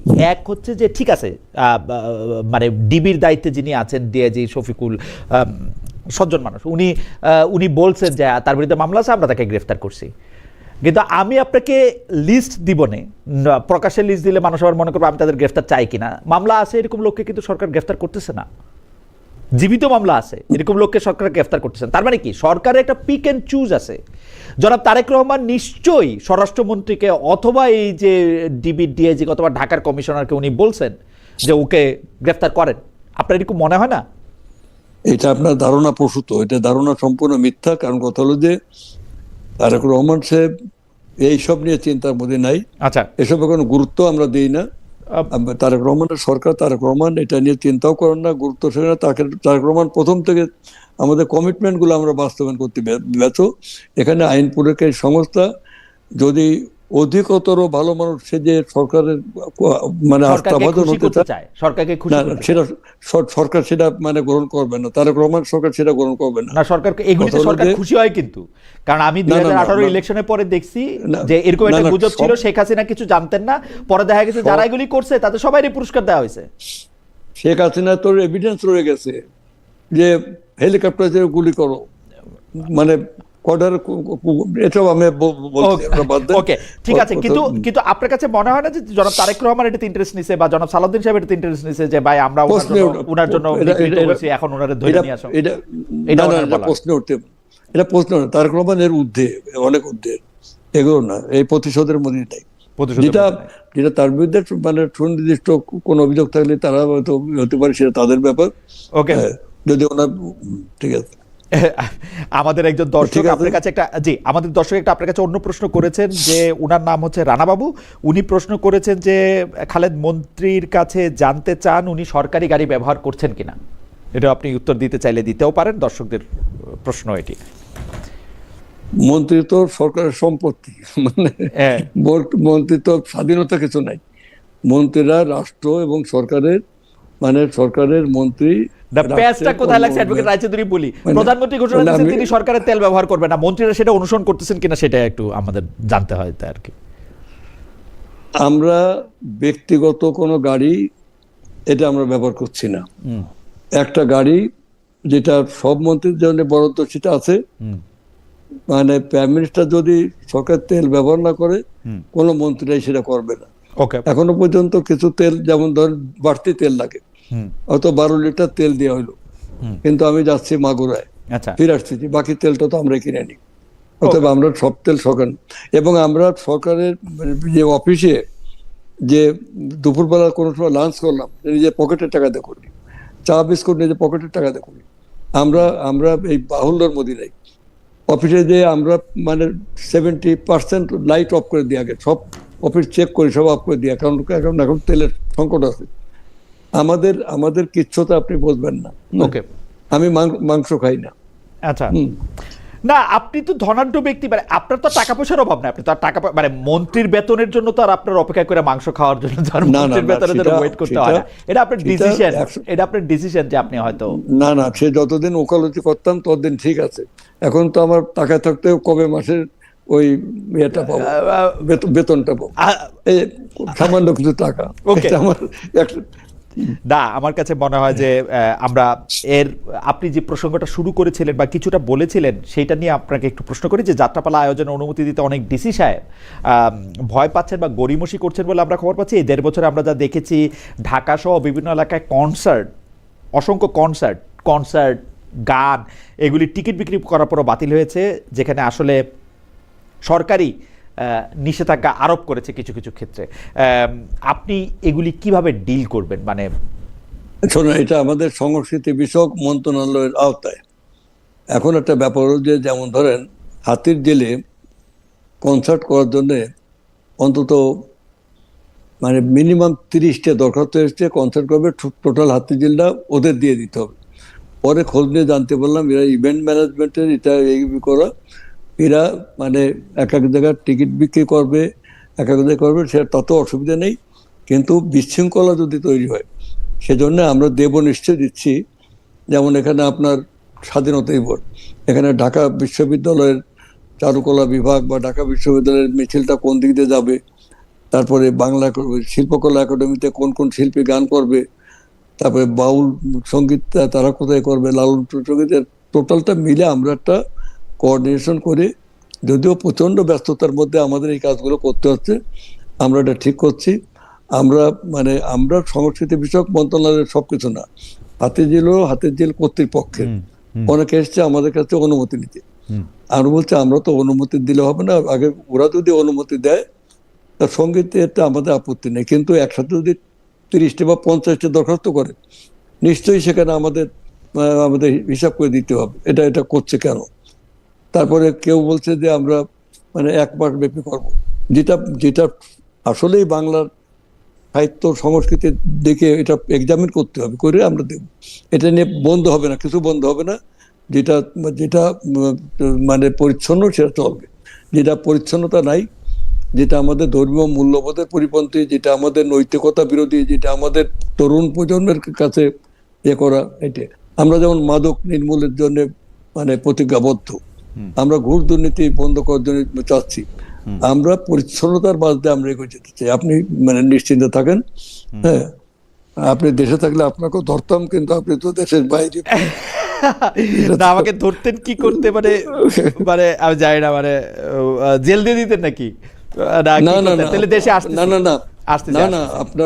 আপনাকে এনে একটা মুক্ত চিন্তার জায়গায় বসাই দিতাম, এটা আমি বলতে। আমি মুক্ত চিন্তা মুক্তভাবেই করতে পারি, আমার অসুবিধা হয় না। কিন্তু আমি যেটা আপনার কাছে প্রশ্ন করতে চাই, যে জুলাই আন্দোলনের পরে স্পেশালি যেটা হয়েছে, জুলাই আন্দোলনের আগে 24-এর আগে এটা আবার একটু অন্য স্টাইলে ছিল, যেটা নিয়ে আমরা একটু আলোচনা করলাম।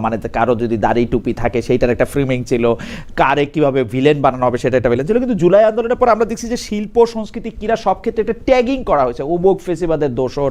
তো ক্রীড়াঙ্গনের ক্ষেত্রে আমরা একাধিক খেলোয়াড়কে এই ট্যাগিং করতে দেখছি। দেশে আসতে পারতেছে না সাকিব আল হাসান, আজকে তার জন্মদিন, এবং কি তত্ত্বাবধায়ক সরকারের বা অন্তর্বর্তী সরকারের উপদেষ্টা সেটার জন্য আবার ক্রেডিট নিচ্ছেন, এই জন্য আমরা একে দেশে আসতে দিই নাই। নাটক সিনেমা করার ক্ষেত্রে শেখ হাসিনার সঙ্গে দেখা করছেন বা শেখ হাসিনার সামনে গান গাইছেন, সেই জন্য সে বাদ। আবার শেখ হাসিনার চরিত্রে অভিনয় করছেন, তিনি আবার ঠিক আছেন।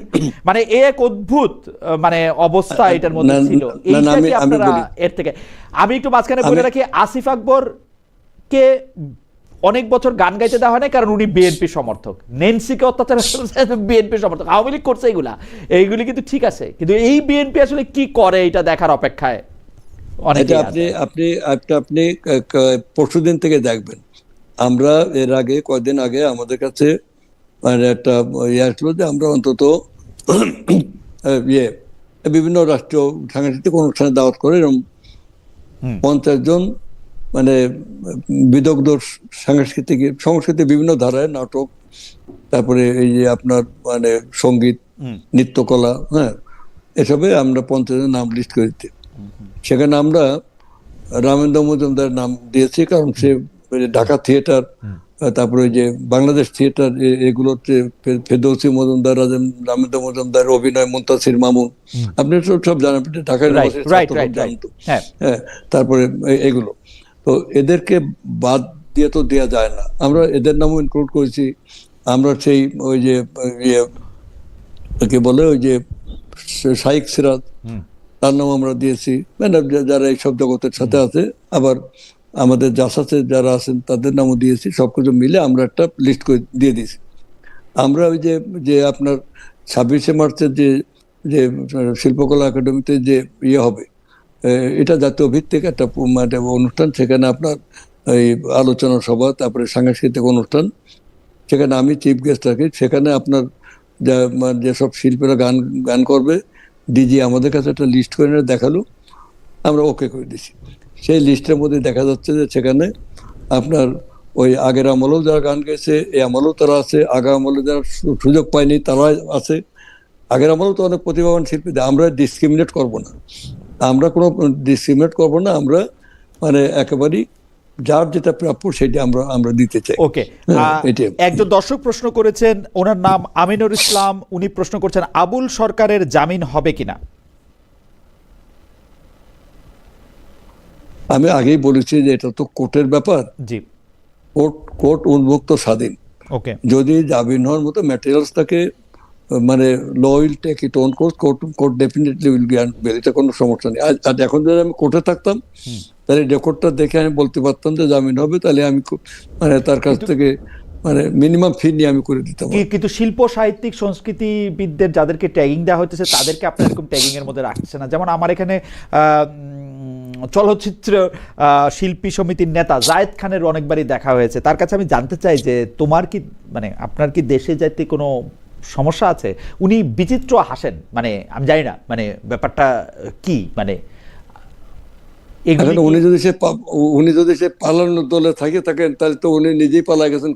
এই যে যারা পালিয়ে গেছে তাদেরকে তো জোর করে মানে ঠেলে দেয়নি না। দেশে আসলে যদি মামলা মোকদ্দমা হ্যারাসমেন্ট অনেক শিল্পীর ক্ষেত্রে এরকম জিনিস এখন মানে নাম ধরে আমি আসলে বলতে চাই না, কিন্তু বেশিরভাগ ক্ষেত্রে তারা এক ধরনের হ্যারাসমেন্টের আশঙ্কা করেন। কিন্তু আসলে আমাদের সরকারের হ্যারাসমেন্টের কোনো ইচ্ছা নাই। এখন যারা নিজেরাই মনে করেন যে আমি গেলে আমার হ্যারাস হতে পারি, নিশ্চয়ই সে তো কোনো কৃতকর্মের জন্য সে মানে নিজেই মানে যন্ত্রণা দগ্ধ ভীতির ভিতরে এসছে, তাকে আমরা কি করে সাহস দেব? আমরা তো ডেকে ডেকে। আচ্ছা ঠিক আছে, আপনার একটি সাম্প্রতিক বক্তব্যের কথা বলি, যেটার মধ্যে আপনি বলেছিলেন যে মত বৈচিত্র্যের মধ্যেই ঐক্যবদ্ধ বাংলাদেশ গড়তে চাই। অসাধারণ সুন্দর কথা। কিন্তু এখন সূর্য সেন এবং প্রীতিলতাকে সন্ত্রাসী বলে আখ্যা দিচ্ছে বাংলাদেশের নতুন কোনো বক্তা। 23শে মার্চ পাকিস্তান দিবসের প্রশংসা করছে বাংলাদেশে কেউ সোশ্যাল মিডিয়ায়। এসব বক্তব্য কিভাবে দেখছেন? আচ্ছা আমি বলি, এগুলি কেমন আপনার কাছে? না সূর্য সেন প্রীতিলতা বাদ দিলে কি এই দেশের স্বাধীনতা সংগ্রামের অস্বীকার করা হয় না? মানে তারা তো স্বাধীনতা সংগ্রামের প্রথম বীজ বপন করেছিল চট্টগ্রামের এই মানে সূর্য সেনের এই ফাঁসি, এই বিদ্রোহ। তার বিদ্রোহের পথটা ভুল হতে পারে, কারণ ভুল হতে পারে এইটা যে মানে যে সে মানে কলের বোমা পেতে রেখে মানে বোমা দিয়ে ইংরেজদের হত্যা করলো, একজন হত্যা করলো। যেমন চারু মজুমদারের শ্রেণী সত্য খতম, একটা শ্রেণী সত্য খতম করলে সে ব্যবস্থা তো থেকে গেল, অর্থাৎ ব্যবস্থার পরিবর্তন করা। তো এগুলো রাজনৈতিক বিতর্ক থাকতে পারে, কিন্তু তাদেরকে তো বাদ দিয়ে তাদের অসীম যে আত্মত্যাগ, তাদের দেশপ্রেম, যেমন শের শিকদারের সাথে আমার রাজনৈতিক মতপার্থক্য থাকতে পারে, কিন্তু শের শিকদারের দেশপ্রেম তো মানে ছিল তুলনাহীন। এটা নিয়ে তো প্রশ্ন করা যায়। আমি শুধু সরকারটা একটু বুঝতে চাই রায়চৌধুরী, আপনি যেহেতু আমাকে অনেক ভালোবাসেন সেহেতু আপনি কি আমাকে একটু পরিষ্কার করবেন, এই সরকারের কাছে কি 7ই মার্চের চেয়ে 23শে মার্চ অর্থাৎ পাকিস্তান দিবস অর্থাৎ 7ই মার্চের ঘোষণা বা 7ই মার্চের সময়টা থেকে 23শে মার্চ পাকিস্তান দিবস বেশি গুরুত্বপূর্ণ বা বেশি মর্যাদাপূর্ণ? মানে কেন করলাম? 7ই মার্চের ভাষণ বাজানোর জন্য যারা কারাগারে ছিল তারা এখনো কারাগারে আছে। 23শে মার্চ যারা পাকিস্তান দিবসে আইসা একে গালাগালি তার গালাগালি খুব ব্যাপকভাবে খুব সুন্দর করে বললো, তাদের কিছু হয় নাই, তারা ভালোই আছে। আমার কোনো অসুবিধা নাই, আমি পাকিস্তান দিবস খুব জোরে সোরে পালিত হোক, আমার কোনো প্রবলেম নাই। আমার একজন বন্ধু ওই দিন বলতেছিল যে বাংলাদেশ পাকিস্তান খেলা হইতেছে, পাকিস্তানকে সমর্থন করতে যাচ্ছে একজন বাংলাদেশি কিরকম একটা লোক। আমি বলছি কোনো অসুবিধা নাই, জার্মানি আর ফ্রান্স খেলা হলে জার্মানির অনেকে ফ্রান্সকে সাপোর্ট করে, আই হ্যাভ নো প্রবলেম। কিন্তু ঘটনা হইতেছে সরকারের কাছে 7ই মার্চের চেয়ে 23শে মার্চ গুরুত্বপূর্ণ বেশি কিনা, মানে পাকিস্তান দিবস বেশি গুরুত্বপূর্ণ কিনা? আচ্ছা আমি বলি, সরকারের কাছে মানে এক একটা ইতিহাসের একটা জায়গা আছে। 23শে মার্চ ছিল পাকিস্তান দিবস, তখন তো পাকিস্তান ছিল। পাকিস্তান সৃষ্টির ইতিহাসটা কি ছিল? লর্ড কেলেঙ্গা পাকিস্তান, ঝিঙ্কেলেঙ্গা পাকিস্তান, এবার পাকিস্তান আন্দোলন হলো। হিন্দু মুসলমান দুই জাতি তত্ত্বের ভিত্তিতে আমরা তো পাকিস্তানের অংশ ছিলাম, ওখানে পুরো পাকিস্তান, সেটা অস্বীকার করতে কোনো কারণ নাই। কিন্তু একটা পর্যায়ে কেন বা করবো, এটা ইতিহাস। তো 23শে মার্চ পাকিস্তানে পালিত হয়, এটা বাংলাদেশ তো আর পালিত হচ্ছে না, আমরা তাতে উৎসাহের তো কোনো কারণ নেই। আর আমরা পাকিস্তানের গর্ব থেকে আমরা নতুন বাংলাদেশ আমরা ছিনিয়ে আনলাম, সেটা হলো মূল ইতিহাস। এখন 7ই মার্চের ভাষণ, এই ভাষণে তো আমি কোনো দেখি না। 7ই মার্চের ভাষণে শেখ সাহেব বললেন যে আমি বারবার ইয়াকাকে বললাম। না আপনি তো সেই সময় 23 বছরের খুবই মানে কি বলে একটা টক বগে যুবক। তো আপনার 7ই মার্চের মানে বাংলাদেশের মুক্তিযুদ্ধে অংশগ্রহণ বা বাংলাদেশের মুক্তিযুদ্ধে সাপোর্ট নিয়ে 7ই মার্চের ভাষণ আপনাকে একটা প্রভাব বিস্তার করেছে কিনা? 7ই মার্চের ভাষণ তো ছিল সবিরোধী। হইল স্ববিরোধী, অনেক কিছুই স্ববিরোধী। আপনার আমার বক্তব্য স্ববিরোধী, মানুষ মাত্র স্ববিরোধী। আমার কথা না শুনলে আপনি বলবেন না। জি বলেন। 7ই মার্চের ভাষণে কারো কারো বক্তব্য ছিল আপনি স্বাধীনতার ঘোষণা দেন, শেখ সাহেবরা দেবেন না। উনি বললেন যে এবারের সংগ্রাম স্বাধীনতার সংগ্রাম। সংগ্রাম আর যুদ্ধ কিন্তু এক কথা। 7ই মার্চের ভাষণে সংগ্রাম এবং যুদ্ধ এক না। সংগ্রাম দীর্ঘদিন ধরে সংগ্রাম চলছে, স্বাধীনতার সংগ্রাম, এটা সংগ্রাম। তারপরে বললেন যে আমি বারবার একে বললাম আপনি গণপরিষদ ডাকুন, গণপরিষদ মানে MNA MP সব মিলে একটা গণপরিষদ ডাকুন, নির্বাচিত গণপ্রতিনিধিদের হাতে ক্ষমতা হস্তান্তর করেন। যদি উনি গণপরিষদ থেকে নির্বাচিত প্রতিনিধির হাতে ক্ষমতা দিতেন, মেজরিটি পার্টির লিডার হিসেবে শেখ মুজিবুর রহমান তখন পাকিস্তানের প্রধানমন্ত্রী হতেন। তাহলে কি এই যে মানে he wanted to be the premier of Pakistan, এই জায়গা আমরা এটাও একটা তো মানে অবলিক আছে। এই জন্য 7ই মার্চের ভাষণ নিয়ে ইতিহাস বিচার করবে, এই ভাষণে পুঙ্খানুপুঙ্খে বিচার বিশ্লেষণ করলে, সেটা আমাদের মাথা ব্যথা নাই। 23 মার্চ নিয়ে মাথা ব্যথা নাই, সেটা পাকিস্তানের। বঙ্গবন্ধু তো 71-এ যুদ্ধও করলো না, 25শে মার্চে তাকে আবার এখান থেকে গ্রেফতার করে নিয়ে যাওয়া হইলো বা তিনি ধরা দিলেন। তাহলে একটা স্বাধীন দেশ 1972 সালে 10ই জানুয়ারি উনার হাতে তুলে দেওয়া না, তার এটা তো আর একটা ইতিহাস। মানে প্রথমত তার সংগ্রামের ইতিহাসটাকে তো আমরা অস্বীকার করি না। মৌলানা ভাসানীর সংগ্রামের ইতিহাস বা অস্বীকার করছি না। একে ফজলুল হক, তারপরে ওই যে শরদ্দি, তাদের তো ভূমিকা ছিল। 69-এর গণ আন্দোলন, আসাদের হত্যা, সেটা তো ছিল একদিনে তো আর মানে জুলাই আসে নাই, এই ইতিহাসটা তো আছে। তারপরে 18 বছরে যে আমাদের যে অসীম আত্মত্যাগ, হাজার হাজার মানুষকে গুম খুন মিথ্যা, এটাও তো ছিল। এই ইতিহাসগুলোকে জায়গায় আমরা প্রতিস্থাপন করতে চাই। এখন কথা হলো যে আপনার লাস্ট যে কথাটা আপনি বললেন, সেটা হলো যে কোনটার জন্য বললেন আপনি?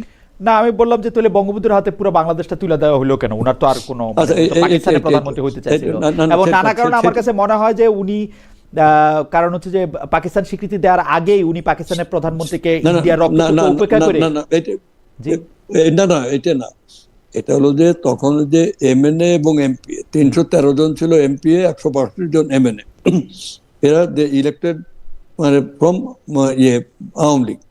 আর ভুট্টো পিপলস পার্টি পশ্চিম পাকিস্তানের সেকেন্ড মেজরিটি, তার মানে মেজরিটি পার্টি ছিল এরা বাঙালি।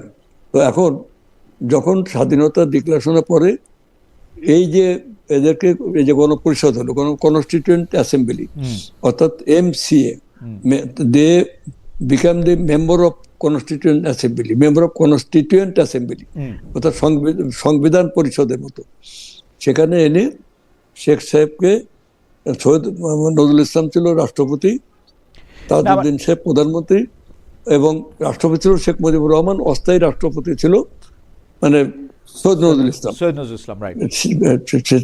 শেখ সাহেব এসে তখন আবার পার্লামেন্টারি সিস্টেমে চলে গেল।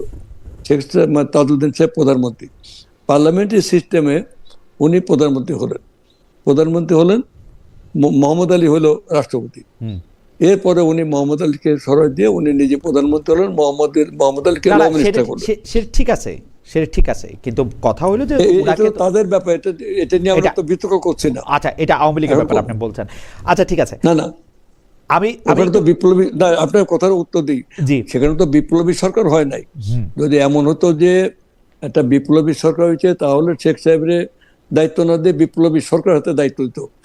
বিপ্লবী সরকার তো হয়নি, হয়েছে গণপরিষদের এদের নিয়ে একটা সরকার ছিল। It is accepted by everybody. Okay, সেটাই, সেই সরকার অ্যাকসেপ্টেড বাই এভরিবডি, ওইটা খুবই ইম্পর্টেন্ট। মানে অন্তত 1972 সালে 10ই জানুয়ারির প্রেক্ষিতে আমি একটু ইদানিং ফিরে আসি। সেই সময় দর্শকদের কাছে আমরা একটু জানতে চাইছিলাম এখনকার ঘটনা নিয়ে। আওয়ামী লীগের কার্যক্রম বন্ধ আছে, বন্ধ থাকবে, বাকিরা কাজ করবে জানিয়েছেন বিএনপি মহাসচিব মির্জা ফখরুল ইসলাম আলমগীর। প্রিয় দর্শক, নতুন সরকারের অবস্থান সঠিক বলে মনে করেন কিনা? শতকরা 62% দর্শক মনে করেছেন যে এই বক্তব্য সঠিক, শতকরা 38% মনে করেছেন যে এটি সঠিক না।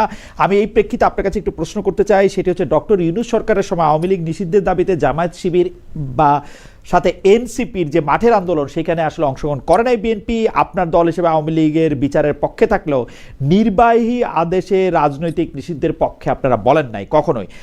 এখন আপনাদের দলের মহাসচিব বলছেন আওয়ামী লীগ নিষিদ্ধই থাকবে, অন্য সব দলই রাজনীতির সুযোগ পাবে। এখন নির্বাহী আদেশে দল নিষিদ্ধ রাখার সিদ্ধান্ত আপনার সরকার বহাল রাখার পক্ষে কেন? যেটা এর আগে কখনো দেখি নাই। আপনাদের দলের একাধিক নেতাই কিন্তু তখন বলেছিলেন কোন দল থাকবে বা থাকবে না সেটা ভোটের মাধ্যমে জনগণই রায় দিবে। এখন কেন বিএনপি এই কথা বলতেছে যে আওয়ামী লীগ নিষিদ্ধ ছিল, নিষিদ্ধই থাকবে? আচ্ছা, এখানে এই পলিসি ডিসিশনের ব্যাপারে I am not entitle to tell anything. কারণ কথা হলো যে এখানে মহাসচিব হচ্ছেন আমাদের পার্টি লিডার, মানে chairman is the leader of the party, head of the leader of the party. মহাসচিব হচ্ছে মানে সেকেন্ড ম্যান হায়ারার্কির দিক থেকে। এবং মহাসচিব যে কথা বলেছেন এই কথার সাথে আমি একমত, আর এর বেশি কিছু আমি বলবো না। ওকে, ব্যাখ্যায় যাব। ওকে, ইরান যুদ্ধ নিয়ে একটু কথা বলি। ইরান যুদ্ধের কারণে আমরা অল্প একটু সময় আপনার থেকে একটু চেয়ে নিচ্ছি, আপনি যেহেতু একটু আপনাকে পেতে একটু দেরি হয়েছে। আরো কয়েকটা বিষয়, ইরান যুদ্ধের কারণে এইবার দেশে জ্বালানি নিয়ে এক ধরনের অস্থিরতা তৈরি হয়েছে। ঈদের পর বিভিন্ন জেলায় জ্বালানি পাওয়া যাচ্ছে না। এটা নিয়ে সরকারের প্রস্তুতি আপনার কাছে যথেষ্ট মনে হয় কিনা? ক্যাবিনেটে এটা নিয়ে আপনাদের সাথে আলোচনা হয়েছে কিনা? দিক নির্দেশনা আপনারা দিচ্ছেন কিনা সারা বাংলাদেশে এটা কিভাবে আসলে হ্যান্ডেল করা? দেশের সমস্ত ক্রাইসিস নিয়ে ক্যাবিনেটে আলাপ হয়, সমস্ত বিষয় নিয়ে। ওকে, এটা তো মানে গণতান্ত্রিকভাবে নির্বাচিত cabinet. It is a republic, people's republic, জনগণের প্রজাতন্ত্র। আমরা জনগণের প্রতিনিধি, আমাদের সরকার হচ্ছে জনগণের প্রতিনিধি, আমরা দায়বদ্ধ জনগণের কাছে। এবং জনগণ সার্বভৌম ক্ষমতার অধিকারী, জনগণের পার্লামেন্ট হলো সার্বভৌম পার্লামেন্ট। এখানে আমাদের সব জনগণের পক্ষে, দেশের পক্ষে স্বার্থের কথা বলতে এটা আলোচনা হবে। তেলের ব্যাপারটা আমি এইটুকু বলতে পারি যে মানে এটা এমনভাবে বিপর্যস্ত হয়ে গেছে যে সারা পৃথিবীতে এর প্রভাবটা পড়ে গেছে। এখন আবার সেই পাইপলাইন মানে ওপেন হচ্ছে, আমরা মনে করি অচিরেই, খুব অল্প দিনের মধ্যেই। আজকেও আমি মানে পদ্মা অয়েলের প্রধানের সাথে কথা বলেছি। এটা আমি আমার মানে এলাকার মানুষের চাহিদা, বিভিন্ন জেলা আমি নিজে জানতে চেয়েছি যে মেঘনা অয়েলের মানে যমুনা অয়েলের ইয়ের সাথে এরা সবাই বলছে যে আমাদের তেল জাহাজজাত হয়ে গেছে, চলে আসছে, এটা খালাস করতে হতে এই ম্যাটার অফ ফিউ মানে ডেজ বা 1-2 সপ্তাহের মধ্যে এটা আবার স্বাভাবিক অবস্থা ফিরে আসবে। দুশ্চিন্তার কারণ নাই। এখনো তো মানে গাড়ি টাড়ি চলছে, এখনো মানে ইলেকট্রিসিটি চলছে, কিছু কিছু জায়গায় একটু ডিসরাপশন হচ্ছে। এটা আমাদের দেশের মানুষ এটা স্বতঃস্ফূর্তভাবে এটা গ্রহণ করতেছে। যেমন ঈদের আনন্দ এবার সবচেয়ে বেশি আনন্দ হয়েছে, দুর্গাপূজার আনন্দ ছিল গতবার আরো বেশি। এটা হবে, আপনারা শিগগিরই দেখবেন যে এটা আমরা মানে কান্ট্রি উইল কাম ইনটু মানে এটা আমরা সামনে পহেলা বৈশাখ আসছে। গতবার এটা নিয়ে একটা আলোচনার কথা ছিল যে মঙ্গল শোভাযাত্রার নাম বদলে আনন্দ শোভাযাত্রা রাখা হয়েছিল। এবার পয়লা বৈশাখ নিয়ে সরকারের মানে আমি জাস্ট চট করে জানতে চাই শেষ প্রশ্নের আগে যে মঙ্গল শোভাযাত্রা নিয়ে এবার সরকারের কোনো প্ল্যান আছে কিনা, বা নাকি এটা আনন্দ শোভাযাত্রাই থাকবে? মানে এই নামকরণের কোনো একটা রাজনীতি এটা তো মঙ্গল শোভাযাত্রা আনন্দ শোভাযাত্রা তো একই। আনন্দ শোভাযাত্রাও মঙ্গল শোভাযাত্রা মানে কি, অর্থাৎ এই শোভাযাত্রাটা মঙ্গলের জন্য, সারাটা বছর যাতে মঙ্গলময় হয়। আনন্দ শোভাযাত্রাও তাই, যে চৈত্রে আমরা দেখি আনন্দ। এখন এই নাম নিয়ে যারা বিতর্ক করে তাদের অনেকটাই উদ্দেশ্যমূলক বলে আমার কাছেও মনে হয়, কারণ নামে কিছুই আসে যায় না, কিন্তু নামের একটা রাজনীতিও থাকে। আমি জনাব হৃদয় রায় চৌধুরী, আপনাকে আমি শেষ প্রশ্ন করতে চাই যে সম্প্রতি বাংলাদেশে নিযুক্ত ভারতের হাই কমিশনার প্রণয় ভার্মা আপনার সঙ্গে দেখা করেছেন। তো ভারতের সাথে আমাদের অনেকগুলি ইস্যু রয়েছে। একটা তো ইস্যু রয়েছে যে সাবেক প্রধানমন্ত্রী শেখ হাসিনাকে ওই দেশে আশ্রয় দেওয়া হয়েছে, ওই দেশ থেকে তার মানে তিনি বিভিন্নভাবে বিভিন্ন কথা বলছেন। আবার বাংলাদেশ সরকার বলছে যে শেখ হাসিনাকে বাংলাদেশে ফিরে পেতে চায়। একইভাবে হাদির খুনি যিনি পালিয়ে আছেন বা ধরা পড়েছেন ইন্ডিয়াতে, এইটাও আমরা পরিষ্কার জানি না। সেইগুলি নিয়ে আপনার সাথে কথা হয়েছে কিনা? এই সম্পর্ক স্বাভাবিক করতে চায় যে ভারতীয় সরকার বাংলাদেশের বিএনপি সরকারের সঙ্গে, সেইটা নিয়ে আমি পাল্টা প্রশ্ন করি। জি, প্রণয় ভার্মা ভারতের মানে রাষ্ট্রদূত এখানে, মানে ভারত হাই কমিশনার। তার মানে যে ভারত সরকারের পক্ষে, ভারতের রাষ্ট্রের পক্ষে যা কিছু বলার অথরিটি হলো এখানে প্রণয় ভার্মা, রাইট? আপনার কি মনে হয় যে প্রণয় ভার্মা এইসব বিষয় নিয়ে আমার সাথে আলোচনা করে কোনো ফয়সালা উনি পাবেন? এটা তো ঠিক না, এটা তো স্টেট টু স্টেট ডিসকাশন হবে। আমার ধারণা যে লেয়ার যেটা আছে, আপনি একদমই সেন্ট্রাল লেয়ার না হইলে সেন্ট্রাল লেয়ারের পরের লেয়ারটাই আপনি। সেন্ট্রাল লেয়ার বলতে পারেন, আমি তো মানে বা সেন্ট্রাল লোকটা, মানে আপনি সেন্ট্রাল লেয়ারেরই, হ্যাঁ সেন্ট্রাল লোকটা না, সেই জন্য আপনার সঙ্গে আলোচনা করার কথা অ্যাডভোকেট আমি রায়চৌধুরী। সেন্ট্রাল কমিটির ভাইস চেয়ারম্যান, মানে আমাদের মানে চেয়ারম্যান জনাব তারেক রহমান, জি, সেই জন্য চেয়ারম্যান ভাইস চেয়ারম্যান, সেই জন্য আপনাকে বলার কথা, প্রণয় ভার্মার আপনাকে আচ্ছা বলার কথা। আচ্ছা আচ্ছা, না আমাকে বলার কথা, এটা আপনার ধারণা। জি, প্রণয় ভার্মার সাথে আমার প্রথমত এই সাক্ষাৎকার ছিল সৌজন্য সাক্ষাৎকার। ওকে, এর আগে চীনের অ্যাম্বাসেডার আমার সঙ্গে দেখা করেছে, রাশিয়ান অ্যাম্বাসেডার বারবারই করেছে, সংস্কৃতি নিয়ে কথা হয়েছে। অর্থাৎ সংস্কৃতি দেশের মানে সংস্কৃতির একটা জাতির আত্মা, right, soul of a nation. অতএব সংস্কৃতির মাঝ দিয়ে একটা দেশের সম্পর্ক, জনগণের সাথে জনগণের সম্পর্ক যত গভীর করা যায়, কূটনৈতিক সম্পর্ক তো হলো মানে চুক্তিপত্র সই করা, আর সংস্কৃতির সম্পর্ক হলো আত্মার সাথে আত্মার মিল করা, একটা বন্ধন সৃষ্টি কিন্তু করা, আপনার কাছে প্রেমের মনে হয় না মতো। যে ভারতীয় সংস্কৃতি অনেক বেশি ডমিনেটিং আমাদের ভারতীয় সংস্কৃতি, অর্থাৎ এই বলিউড ধরনের সংস্কৃতি থেকে আমাদের আসলে নিজেদের রক্ষা করা উচিত নিজেদের সাংস্কৃতিক স্বার্থেই? এটা আপনার মনে হয় না? এটা আমার 100 বার মনে হয়। আমরা যা কিছু বর্জনীয়, যেটা অপসংস্কৃতি, তার বিরুদ্ধে আমরা সাংস্কৃতিক আন্দোলনটাই হচ্ছে অপসংস্কৃতির বিরুদ্ধে জনগণের সংগ্রামী সংগঠন। এটা তো আমরা, যেমন এই যে আপনার ওই যে ফেসবুকে যে সমস্ত জিনিস নিয়ে ছেলেপেলেরা বসে থাকে, এই ফেসবুক তো এক ধরনের এডিকশন। হ্যাঁ, যেমন অনলাইন জুয়া, এগুলো আমরা কিন্তু বন্ধ করার জন্য আমাদের সরকার কিন্তু কাজ করে যাচ্ছে। আপনার কোনো সোশ্যাল মিডিয়া হ্যান্ডেল, মানে মানে আপনার কোনো উপস্থিতি নাই, মানে আপনি সোশ্যাল মিডিয়ার সাথে কোনোভাবে সম্পৃক্ত না?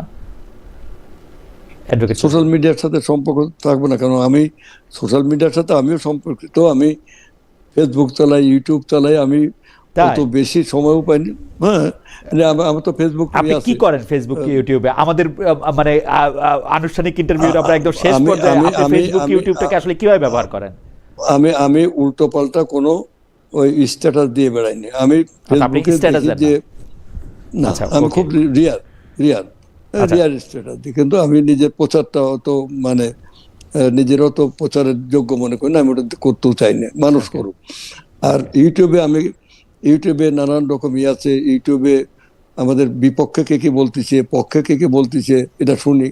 কিছু কিছু সাংবাদিকরা বিদেশে থেকে বড় বড় কথা বলে, এই মানে মিথ্যা ন্যারেটিভ তৈরি করে, এগুলো আমার মনে হয় যে আমার মনে হয় অ্যাডভোকেট রায়চৌধুরীর মানে কথার সত্যতা দেখার জন্য, উনি যেহেতু আমার আবার ফেসবুকের মানে আমরা ফেসবুক ফ্রেন্ড, সেই জন্য আমি দেখতেছিলাম যে উনি সর্বশেষ যে স্ট্যাটাসটা দিয়েছেন সেটা হচ্ছে ঈদ মোবারক, সবাইকে তিনি ঈদের শুভেচ্ছা জানিয়েছেন, এবং তার আগে তিনি মানে আমি কিভাবে উনি সোশ্যাল মিডিয়া ব্যবহার করেন সেটা একটু দেখার জন্য, শালিকা মোহাম্মদপুর ও দক্ষিণ মাগুরার সকল জনগণের দলীয় নেতাকর্মীদের ক্লান্তিহীন পরিশ্রমে বিজয় নিশ্চিত করেছে, তাদের প্রতি কৃতজ্ঞতা প্রকাশ করছে। এটা হচ্ছে ভোটের পরদিনের স্ট্যাটাস। হ্যাঁ, আপনি আসলে স্ট্যাটাস সেরকম ব্যবহার করেন না, কিন্তু কি আপনি দেখেন আসলে? মানে আমি খালেদ মহিউদ্দিনটা প্রায় দেখি। খালেদ মহিউদ্দিন এক পাশে দেখা যাচ্ছে যে প্রাইম মিনিস্টারে বসেছে, প্রাইম মিনিস্টার ছিল না ওখানে, আর এক পাশে প্রফেসর